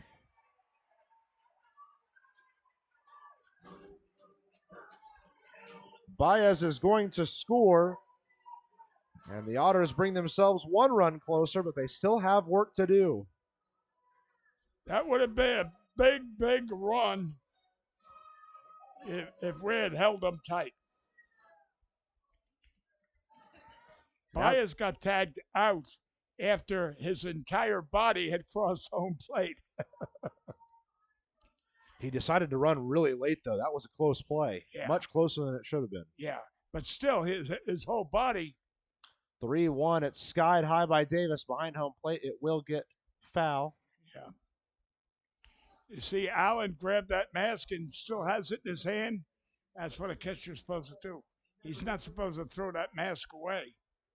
You keep it in your hand until you locate the where the ball is.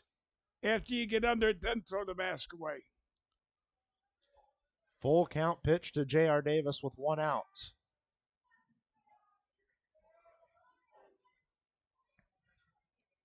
The 3-2.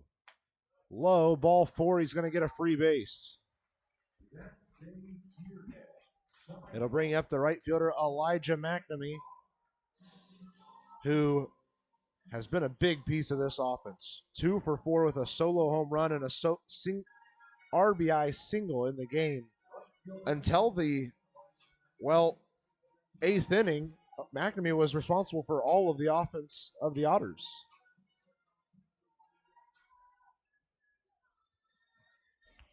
You know, here we are. The Otters are doing well, but look at the other teams got what, 12 hits to the Otters? I can't make that out. 8. 8. Otters won last night too, out hit by 4 though. Yeah. Called strike 1 to start off the count for Elijah McNamee. It's just scoring when you have the opportunity. Defense once again playing very deep. Infield playing towards the edges. Davis with a huge lead over there at first. Well, his run don't mean nothing, so as a pitcher, you don't even pay attention. Let him steal second. 0-1 to McNamee. Fires it back into the netting, and he's back in the count 0-2. Now, if I was catching, that's what I would say. I'd go out there and say, listen, concentrate on the batter. Never mind that run. He could score, and we're still going to win.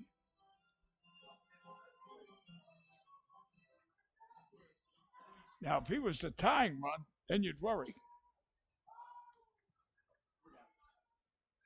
Elijah McNamee waiting on the 0-2. Pitch goes over his head, ball 1.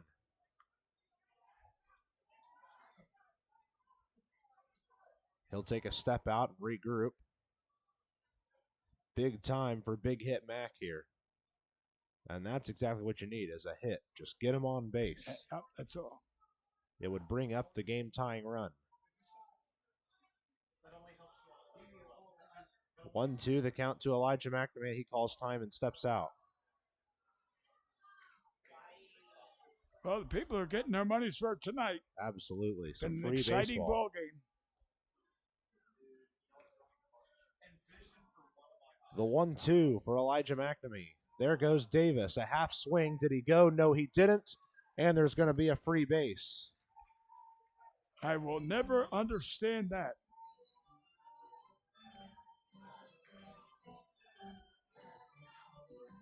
What good is his stealing a base? Nothing else but takes away the double play. Oh, I guess, okay, that's logical. All right. Because if you can get McNamee on base, Dakota Phillips is a home run hitter. He could tie the game with one swing. You really never know. So taking away that double play could be the difference. Who knows? Well, I wouldn't put my chips on 7-11 on this roll. McNamee patient at home, waiting on the 2-2.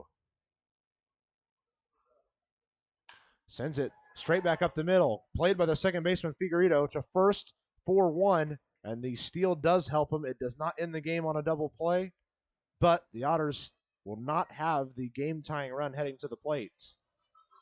Well, partner, you outfoxed me again. So I'll apologize to you about I disagreed with you. Third baseman Dakota Phillips heads to the plate. After Phillips is Felix and Khalil.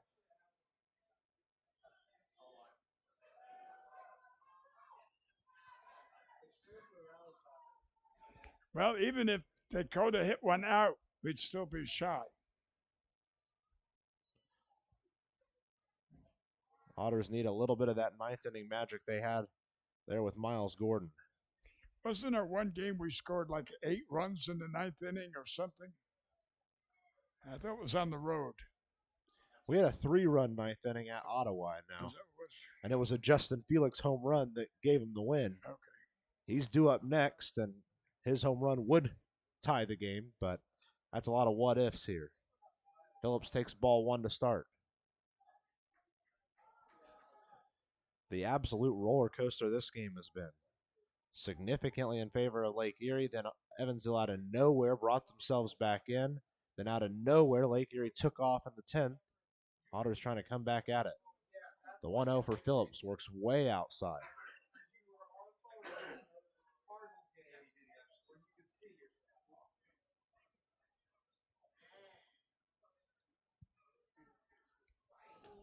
Runner on third is J.R. Davis. Runner at home is Dakota Phillips. And the game-tying run is on deck in the form of Justin Felix. The 2-0 to Phillips. Fouls back into the netting. One of the quietest times this ballpark has been all night long. Well, everybody's, their heart is beating. A lot of energy sucked out of this place in that fourth run, top of the 10. Yeah, it was. And that top of the 10th just goes to show how quickly a game can get away from you. And how quickly you bring in your best man for relief and they don't execute as well.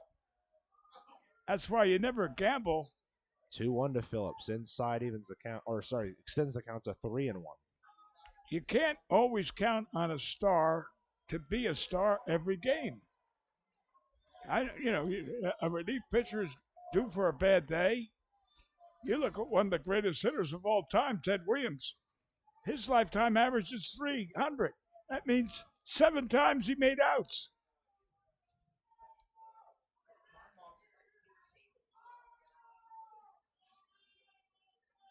The 3-1 outside, and Phillips is going to walk.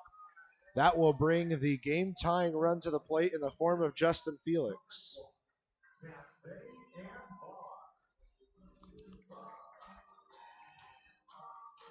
Felix so far is 1 for 4 with a single and 3 strikeouts. Don't swing at a pitch that's high. Well, and most importantly, you're not swinging for a home run here. Base hit will do it. Yes. Base hit will bring someone in and give another guy a chance to keep doing it. You don't have to do it with a home run. Felix is bad on high pitches and low outside pitches. He chases them. He's just got to concentrate on swinging at pitches over the plate. He's got to force Rivero to put it in the strike zone. Yep, exactly. Otherwise, Rivero has no excuse to put it over the zone. Why put it there? Right. First pitch to Felix. Whoa, high and inside. Felix just gets out of the way. I think that runner on third knew exactly where that pitch was. Didn't he take a quick shave? Yeah, he as well took one. Yeah.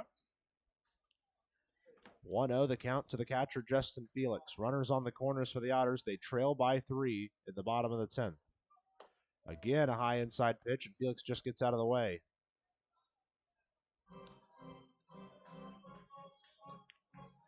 George Khalil is in the on-deck circle just in case he's needed.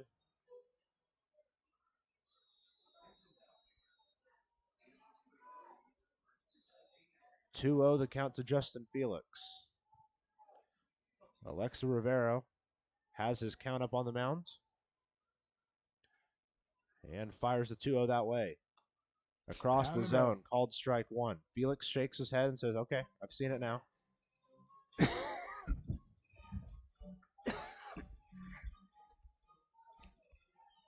Poor top of the 10th for the Otters has put them in a very tough situation in this game.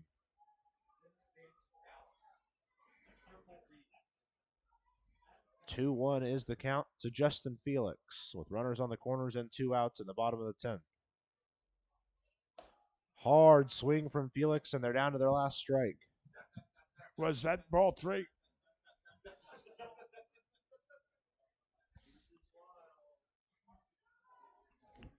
Yeah, it looks like it would have been ball 3 up high. I told him not to swing at high pitches. He didn't listen. Big pitch here for Justin Felix. Don't need to hit a home run, just needs to put something in play. 2-2. Gets him on the knees. It's a called strike 3, and that ends the game. The Otters impossibly tie it in the 9th to take it to extra innings, but some poor pitching in the top of the 10th gives up 4 runs to Lake Erie, and they take it the rest of the way. The 7-game winning streak is broken for the Otters. They fall in this one 8-5 to Lake Erie. We'll take a quick break, and on the other side, we've got post-game stats and reaction live here from Bosse Field.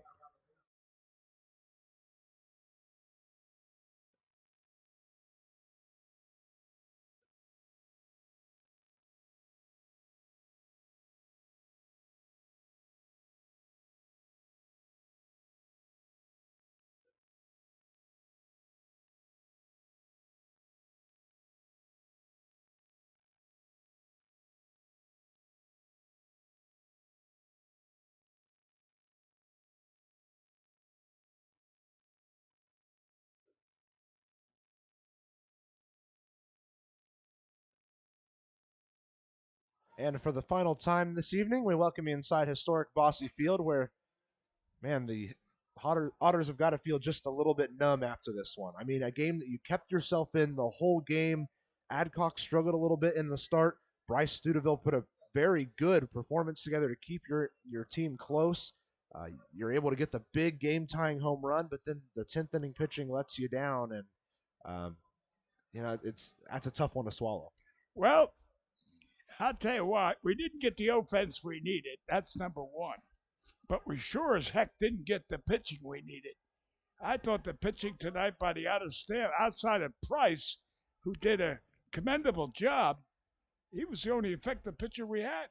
Other than that, we started the game off with Adcock, and it's just another one of his nights he didn't have it. Well, and it's one of the, I mean, it's every day. You never know what you're going to get out of a bullpen any given night.